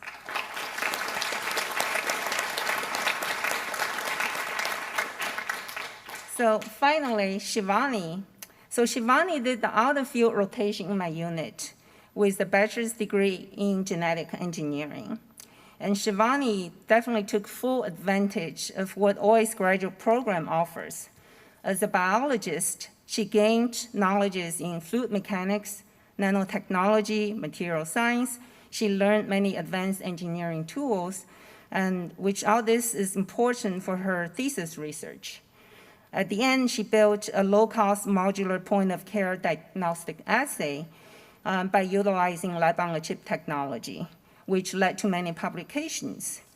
And besides her thesis work, Shivani was also involved in an industry-sponsored project for a year and a half, which together with a team in my group, their work also led to a patent. I also know that Shivani is a very good dancer and a very talented artist. She designed many journal cover images for my unit. And so among also other things, to multitask and be productive, I will try to continue to remind Shivani the following advice I've given you over the past few years. Work hard and party hard, in that order. Congratulations, Shivani.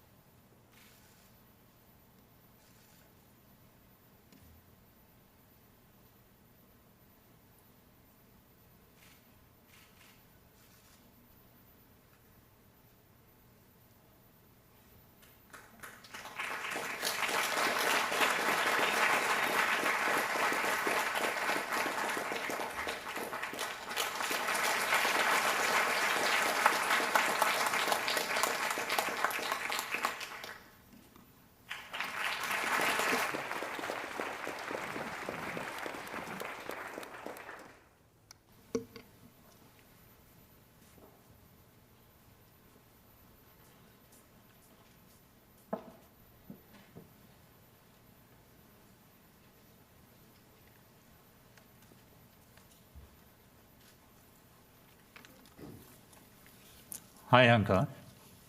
I'm very proud of you. So I'm very happy to be here. And congratulations. When I first met him, I was surprised, such a brilliant student, I thought. Okay. He studied physics of spin frustration system,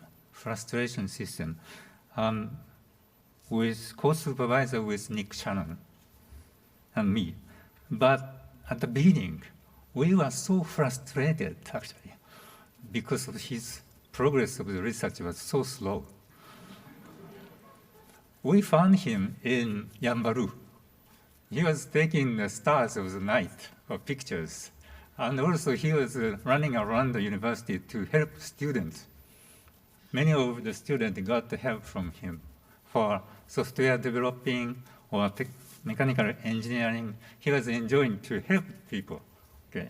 But he was forgetting to do himself his research. And then we decided, Nick Shannon and me decided to chain him into the laboratory in dark room. And he made it. He got a beautiful result. And now he got TDS. Congratulations, Ankur.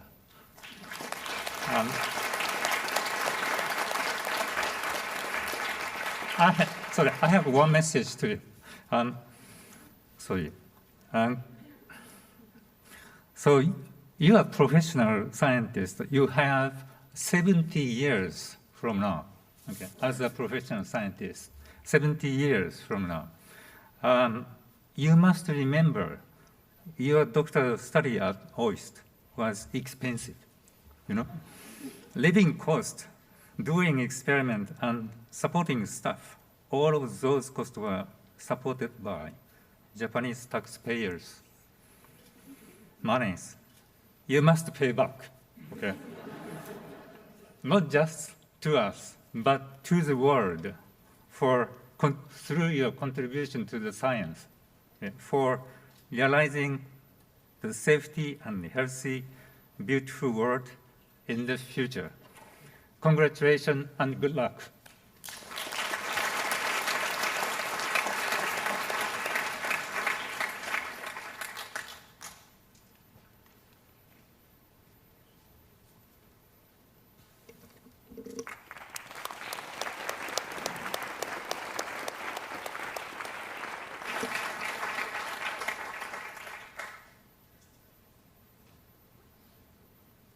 Good afternoon.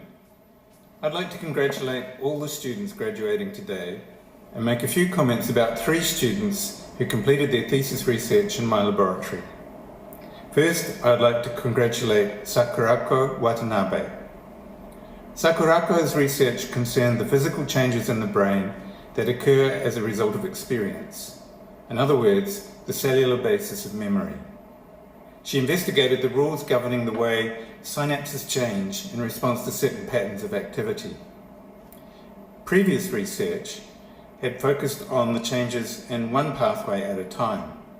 However, in the living brain, many pathways are active at the same time. Sakurako found that when multiple pathways to a single cell are active together, the rules are different. In the process, she discovered a new form of plasticity, which could store a memory without causing an output from the cell. This may be an important mechanism for latent learning. Sakurako has always had a strong interest in science communication, which she's able to exercise now working for the pharmaceutical company Boehringer Ingelheim. Next, I'd like to congratulate Stefan Pommer. Stefan's research concerned the neurochemical serotonin, which is important for many aspects of mental health, including feelings of happiness. I'm not sure that it gave Stefan so many feelings of happiness. Stefan studied how the receptors for serotonin regulated the way nerve cells communicated with one another. His work not only clarified the effect of serotonin, but also laid the groundwork for creating new tools with which to study the effects of certain pathways on behavior. Stefan is now working as a postdoctoral researcher at the University of Göttingen, where he is planning to extend his research to human brain tissue. Last but not least, I'm pleased to be able to congratulate Mayank Agarwal. Mayank made a transition from physics to neuroscience, and investigated a behavioral phenomenon called blocking, which is important for understanding the mechanisms of learning. Mayank found areas of the brain that were important for the blocking effect and developed a theory about the conditions required to produce the effect. His papers have attracted wide interest and had a wide readership, and I've received many letters concerning his theory. He's now a postdoctoral scientist at the Ripken Center for Brain Science in Huat Hoh, and he continues to collaborate with us and help other students working on similar questions. To all of you, I wish you the very best and hope for the best in your future careers. Thank you.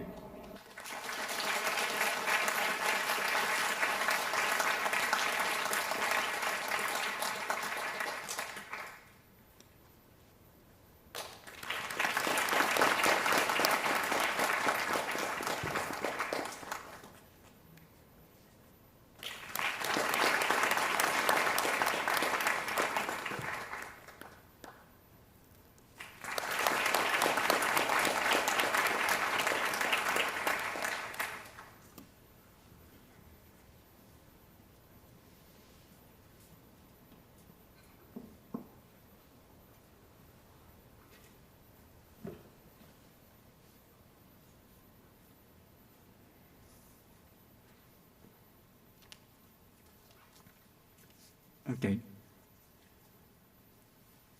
The order is correct. So, congratulations, Dr. Mustafa. I'll start from Dina. When Dina joined, soon she said that she wanted to do basic research that is related to diabetes. That I was never working on the diabetic problem, but also I'm not specialist, but we decided to challenge by combining her knowledge and our laboratory's expertise on gene regulation with the gene-targeted mice. She found a novel mechanism of pancreatic beta cell differentiation, which is important for insulin secretion, so related to the diabetes. And she also did another work, very basic research on the RNA biology, and published 2 papers, first authored. And after defending PhD, she went back to Egypt. And very nice thing, happily she married, and congratulations on that. I heard that she will soon start her first postdoc in Europe. I'm sure she will do a good job there again. Congratulations.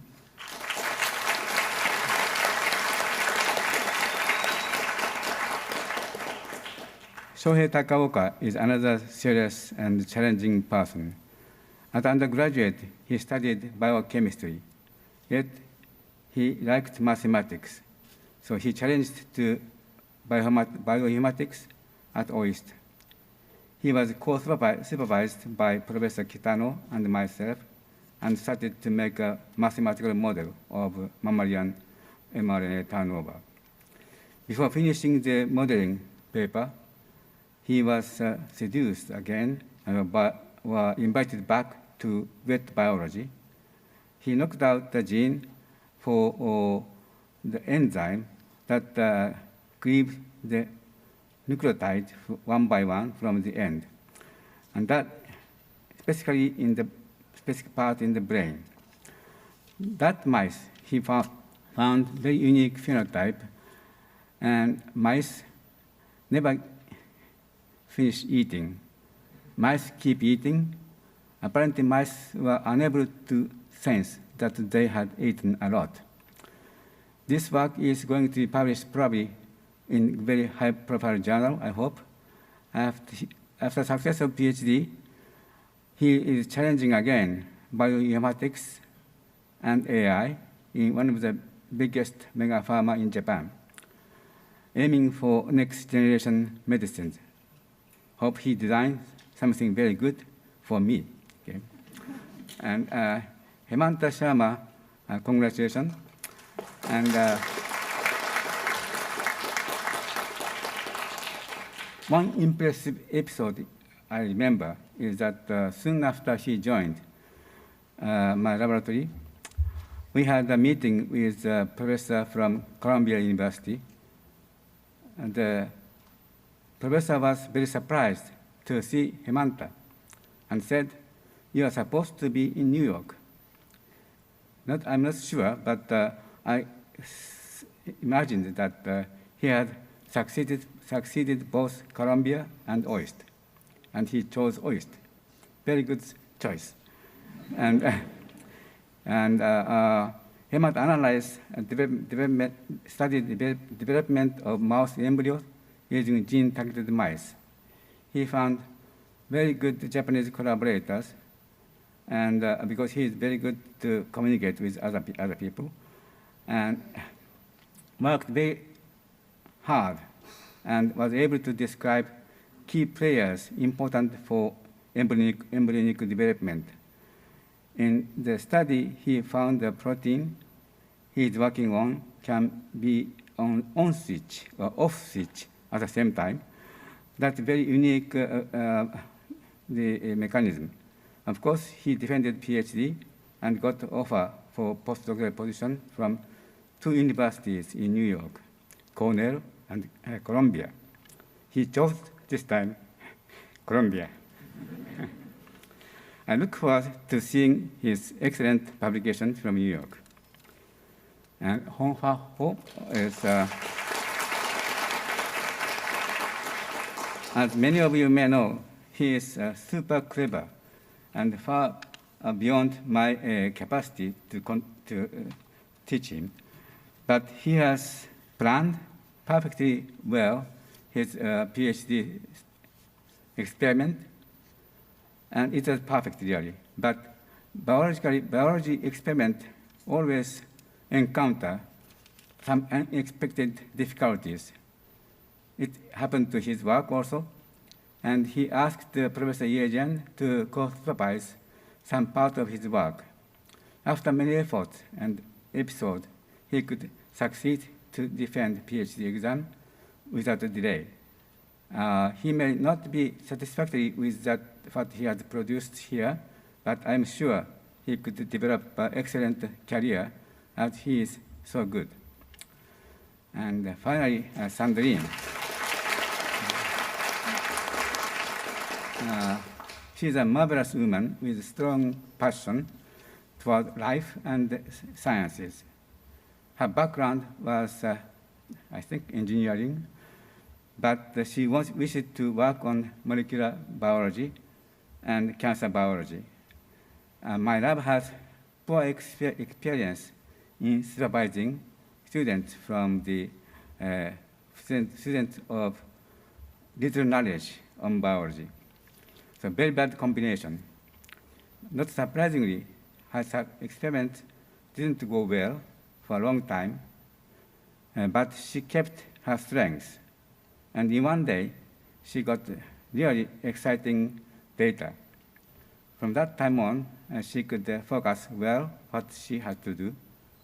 That data opened the door for a new molecular mechanism for cell growth, and eventually cancer development. Of course, she defended PhD exam, and I acknowledge very much her sustained great effort and wonderful. Would like to give a special congratulations to Sandrine.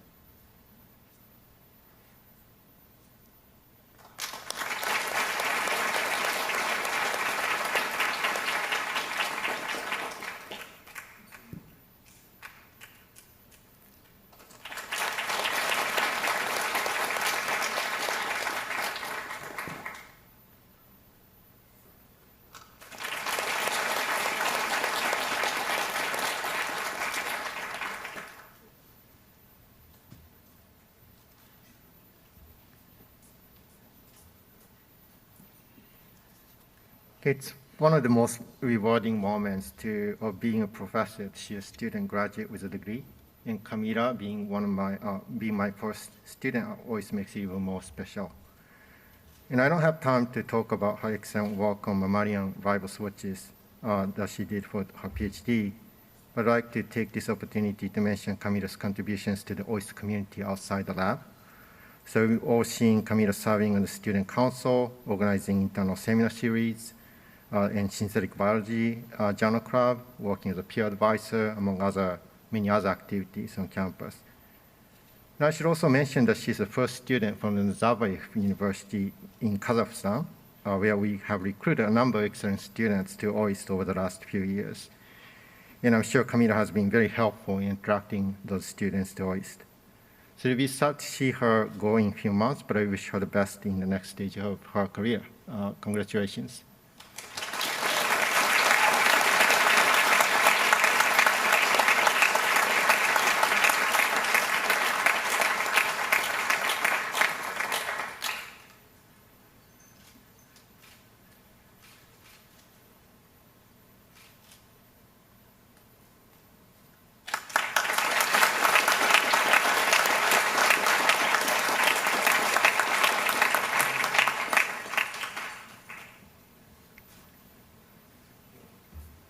For our next students, the Professor Ye Zhang cannot be with us today, but we have a video message from Professor Yanagida, the supervisor of Sona Roy. Congratulations, Sona Roy. Sona came from Bangladesh. Her thesis study is related to cancer metastasis.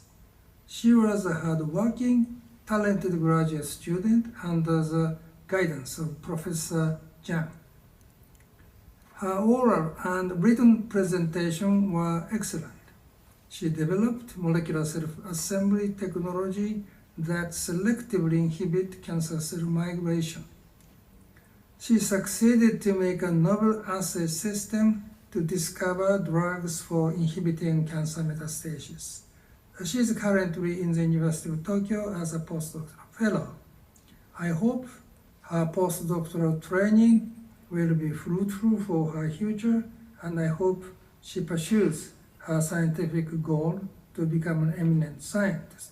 Once again, congratulations, Dr. Sona Roy.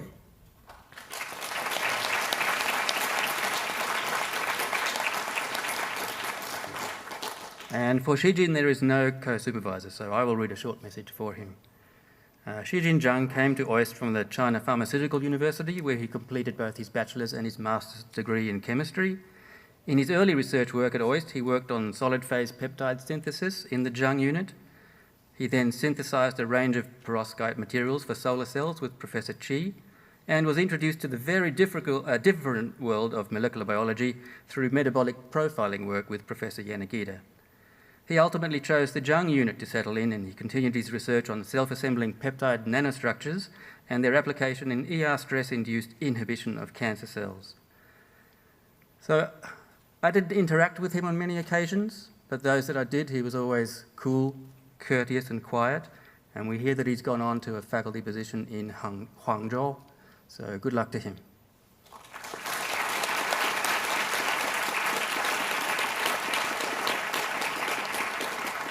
And the degrees will be accepted by the Dean on their behalf.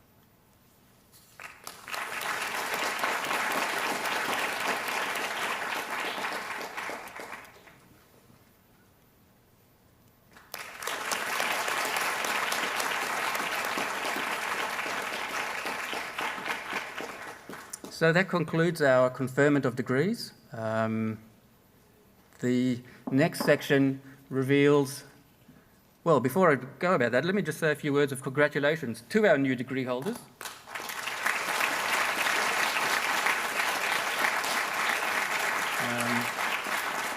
You've all now been hooded, and welcome to the academic fraternity.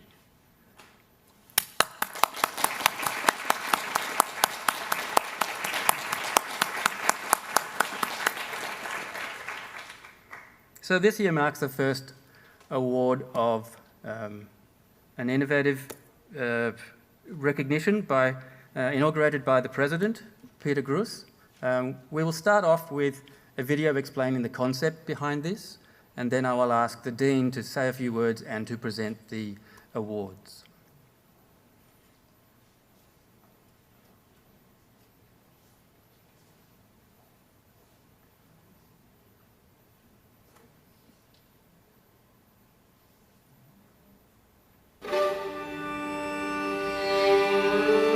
Science lives from excellency. It lives from individual contributions that then are also assigned to this individual by giving awards. But I received my first award when I was a postdoc in the US, in Germany. And lo and behold, this award that gave me subsequently the job, and that all helps to build your own personality and build your own profile. So I think it is on the career path.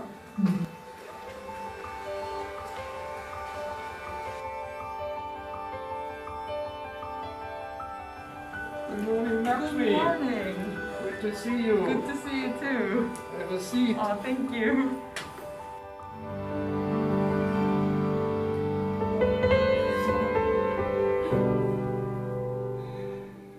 Yes, one of the things we want to know about this Doctoral Dissertation Excellence Award is how did you decide to establish it? It's very exciting, and all the students and I'm sure all the faculty also want to know a lot about it. The award should recognize individual excellency on an annual basis at the level of graduate students, at the level of an excellent PhD thesis. So it should recognize a particular level of creativity, of excellency, of the outstanding finding that might have happened during the course of a thesis, and hence have a basis for future recognition and also being proud of what you have done.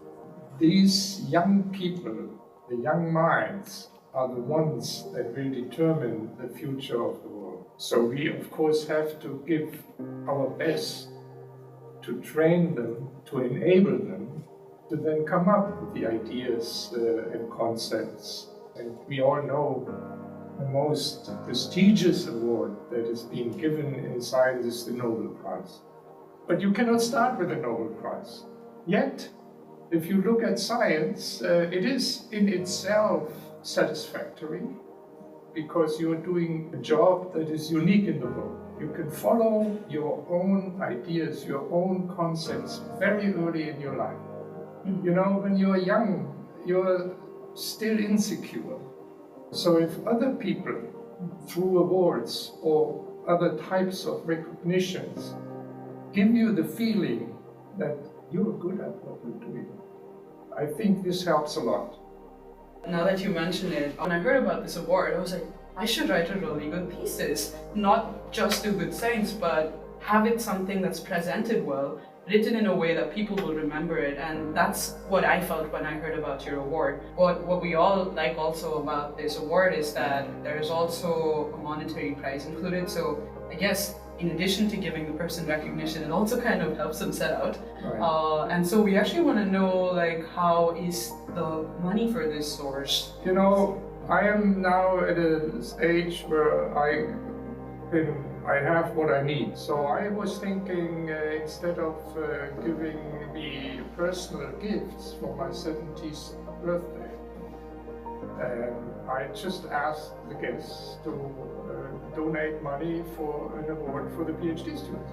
That was the foundation, and I will double this amount whenever it's now necessary. And then we see how we go forward. But I believe it is a very helpful instrument for the young people as well as for the university to undergo another screen to identify what is the best, who is the best of the best. I have the honor here today to represent the committee as the chair of the committee. This committee is consisting of many different faculty in different fields to cover roughly the different major fields that we can talk about, like in physics or biology, etc.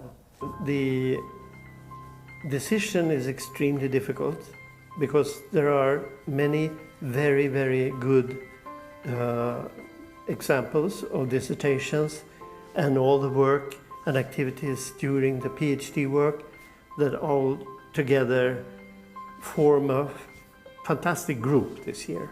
The committee is looking at several factors. So first of all, the thesis must be well received in the process of being criticized in the final exam. But normally this author has also now produced some articles, and then we consider that they are published in good journals, which means that they will be spread and read among a lot of people. The other part is that there is more to the time here. Being a student, you go through all the thesis work, you produce articles, but you also are very active during this.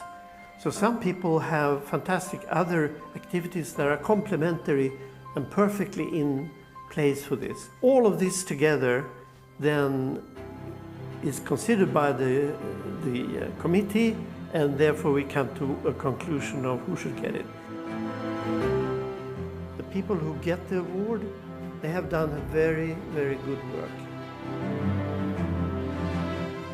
We can get a few words of wisdom from you. What would you like to let the students of OIST know and all the members of OIST know? Faculty, I would say, first of all, you can all be proud of what your students have accomplished. And you should also teach them accordingly that, maybe your students in your individual laboratory can make that in the near future. Stimulating them to take the extra step and, do the thing that distinguishes them again from the best that we hire. I personally, and OIST, of course, we are very happy to have such outstanding students that come to us from all over the world.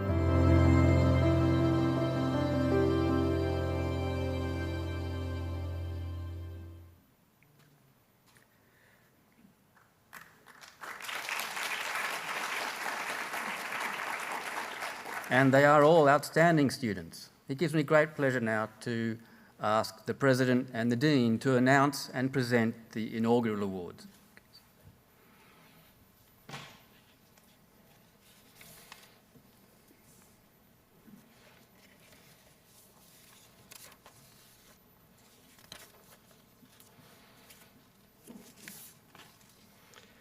So, dear friends, we are in a bit of a special situation this year because last year we couldn't deliver on this.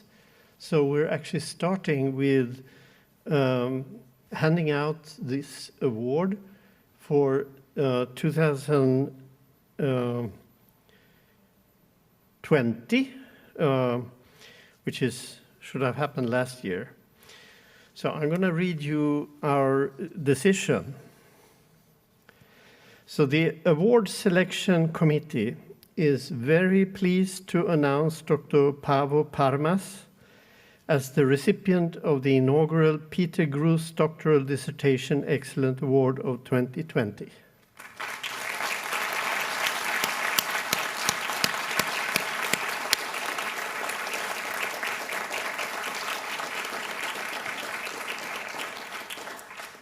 His thesis title was Total Stochastic Gradient Algorithms and Applications to Model-Based Reinforcement Learning. He did that with the supervisor of Professor Kenji Doya.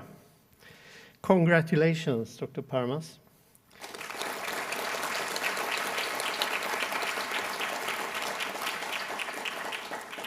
So to impress you all more, I would read you how our reasoning went about. So through his PhD research at OIST, Dr. Parmas has clearly shown his ability to analyze a problem experimentally, mathematically, and even creatively. He is praised for his sharp vision in addressing theoretical issues and his competence to derive original practical solutions by his supervisor, Professor Doya. Dr. Parmas was successful in attracting extramural grants for his thesis research, which has resulted in articles in top-tier journals, presentations at the prominent Neural PS 2019 Reinforcement Learning Workshop, and a patent application. One of his examiners confidently predicts that Dr. Parmas' graphical model framework will appear in textbooks in the future. So the committee views Dr. Parmas' work as exemplary of OIST missions to break previously set boundaries and limits of sciences. His thesis was truly outstanding and sets exciting new horizons. So, for the inaugural year of the Peter Gru's Doctoral Dissertation Excellent Award, the selection committee received outstanding nominations. All nominees are of quality deserving of the award, and the committee deliberated considering all the award criteria. So we also congratulate all the other nominees and look forward to seeing all of you in continued success in the future. But as it is, we should congratulate Dr. Paavo Parmas.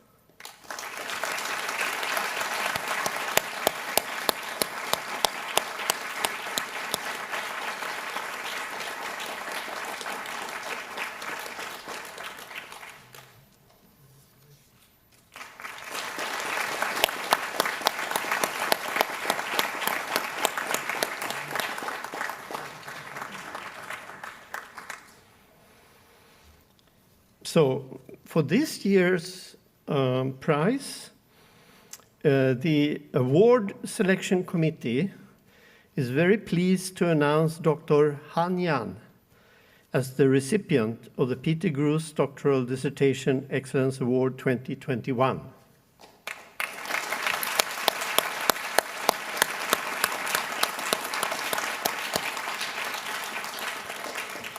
His thesis title was Fracton States of Matter from Holography to Frustrated Magnetism.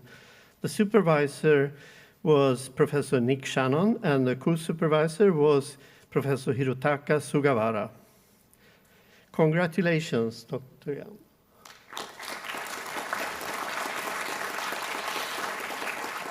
And you will hear our reasoning.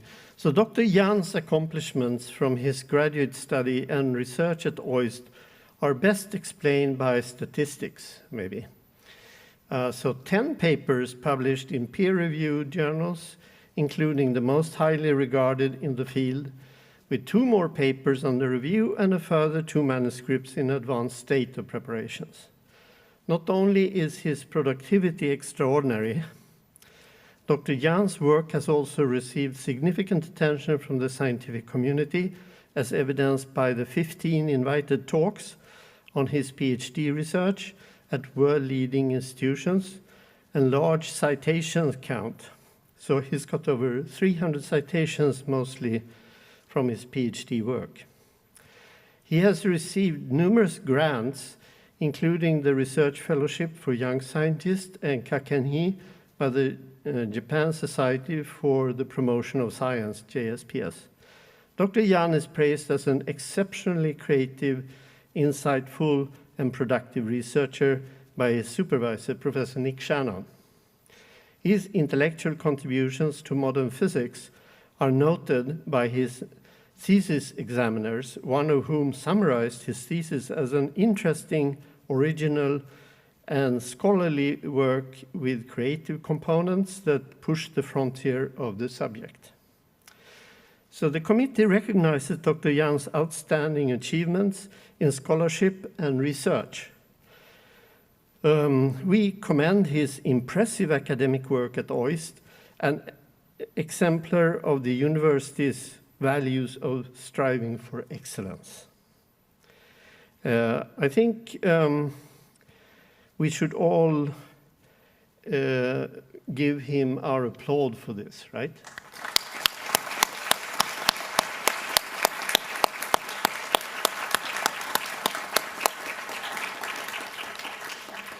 But you know, the work for the committee is not easy. So for this second year of the Peter Groos Doctoral Dissertation Excellence Award, the selection committee again received highly competitive nominations. So we are going to give special mention to 2 more students for their excellent contribution to the high quality of OIST dissertations. So we commend Dr. Lin Li for his thesis entitled Storm, Moisture, and Landfalling Hurricanes.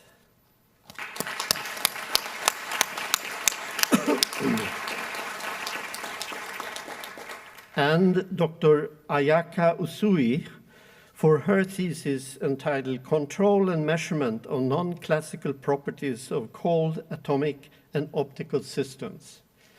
And I would also like to make a special remark here. So I would like to add that for the benefit of students yet to graduate, that one of the top thesis awards today was actually to a student who had to change advisors due to external circumstances and lost considerable time doing so. Nevertheless, the effort paid off, and the moral of this story being please persevere despite all obstacles. So we should congratulate all of these and then hand over the prize.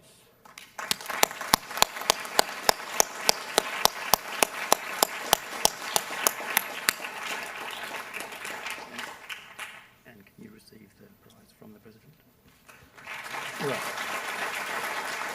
And the Dean will accept Han Yan's award on his behalf. Thank you.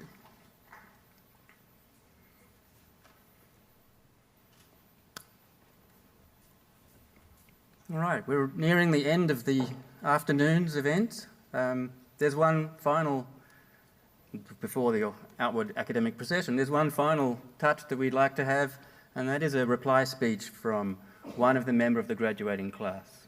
And it gives me great pleasure to ask Shivani Sathish to give that on behalf of all graduating students. Thank you.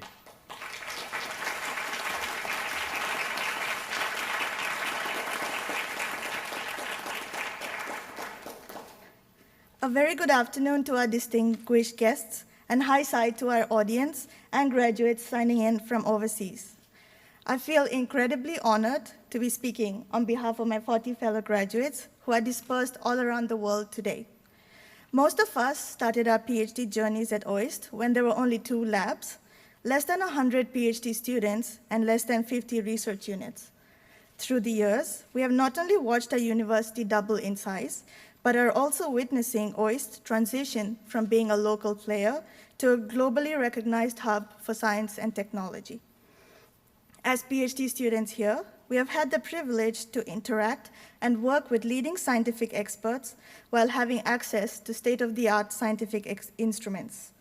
In the beginning, we felt like tiny fish thrown into a vast ocean with so many resources and so much to learn. We wanted to do it all.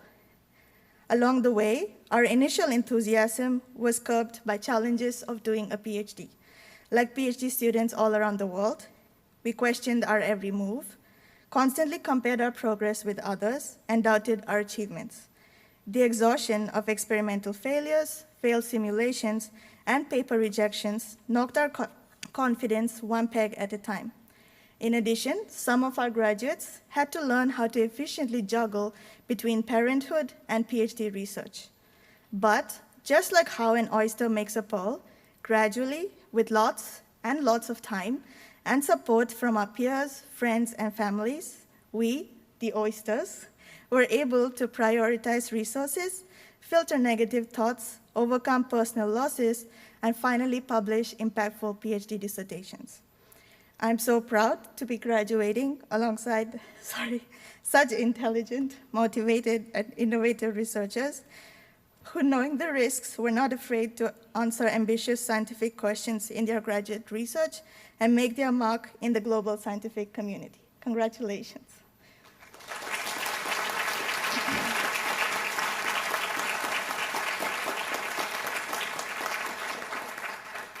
Needless to say that this would not have been possible without the scientific guidance we received from our supervisors and mentors.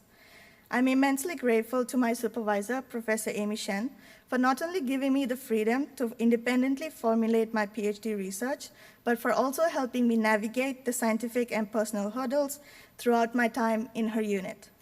During my PhD journey, I learned the importance of being able to independently tackle scientific questions, but more importantly, I recognize the importance of positive and stimulating scientific collaborations and their implications on my motivation and curiosity for research. Thank you, Amy, for always putting your students first and constantly boosting our confidence when we doubted our skills or achievements. On behalf of my fellow graduates, I would also like to echo this sentiment to all their supervisors. Thank you.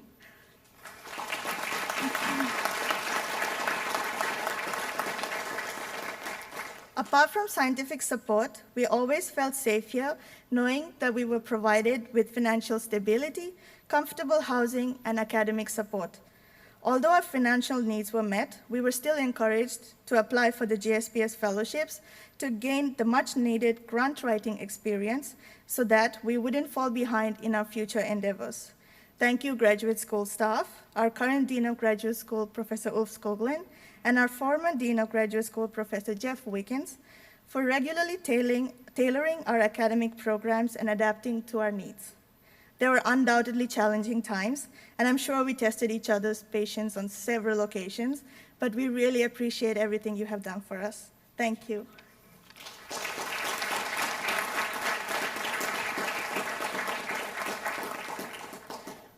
While this graduating class has indeed shown academic excellence, I'm elated to say that this graduating class has also laid the foundation for student-led community service programs, either dedicated to improving student life at OIST by means of the Student Council and the Peer Supporters Group, or to initiate interactions with our local Okinawan community. The Okinawa Science Mentoring Program was created to inspire and instill scientific curiosity among high school students. In parallel, the OIST Eco Club was created to spread awareness about ecological issues in and around Okinawa and to urge people to adopt simple, sustainable practices meant to reduce our ecological footprints.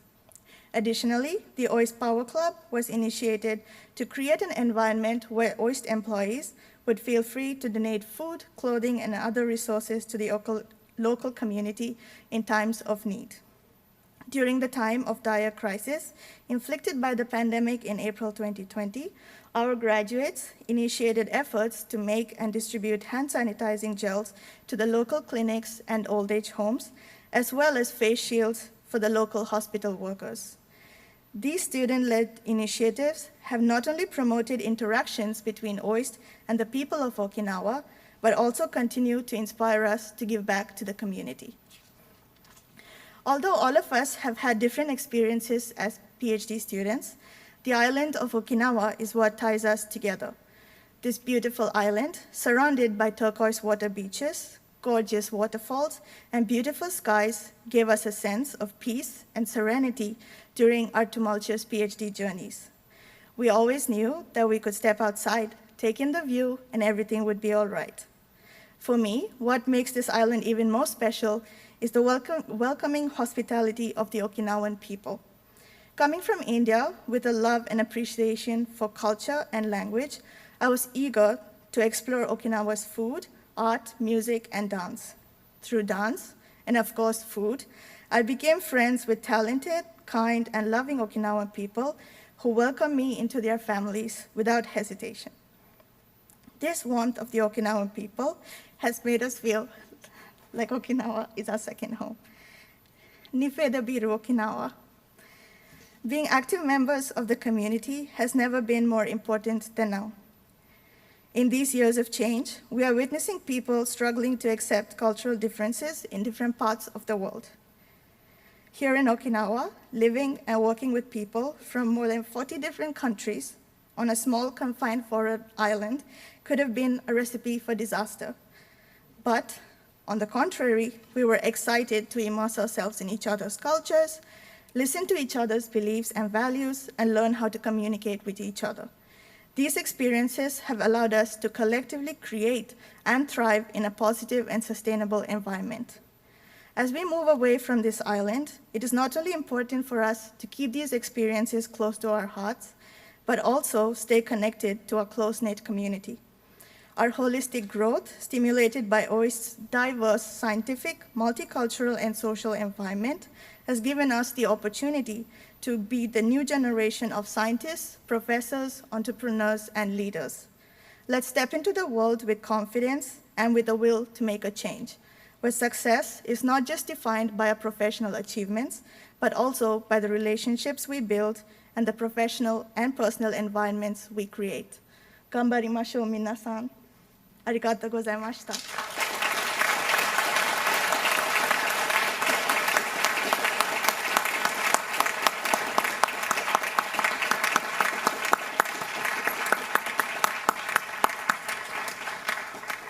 Very well said, and I heartfully agree with everything you say, and in particular with all of the graduates. You will never leave Okinawa behind. So it's been nice knowing you all. But now it's time to send them out into the world. So, ladies and gentlemen, if we could now please rise for the academic procession, faculty and students together. Thank you.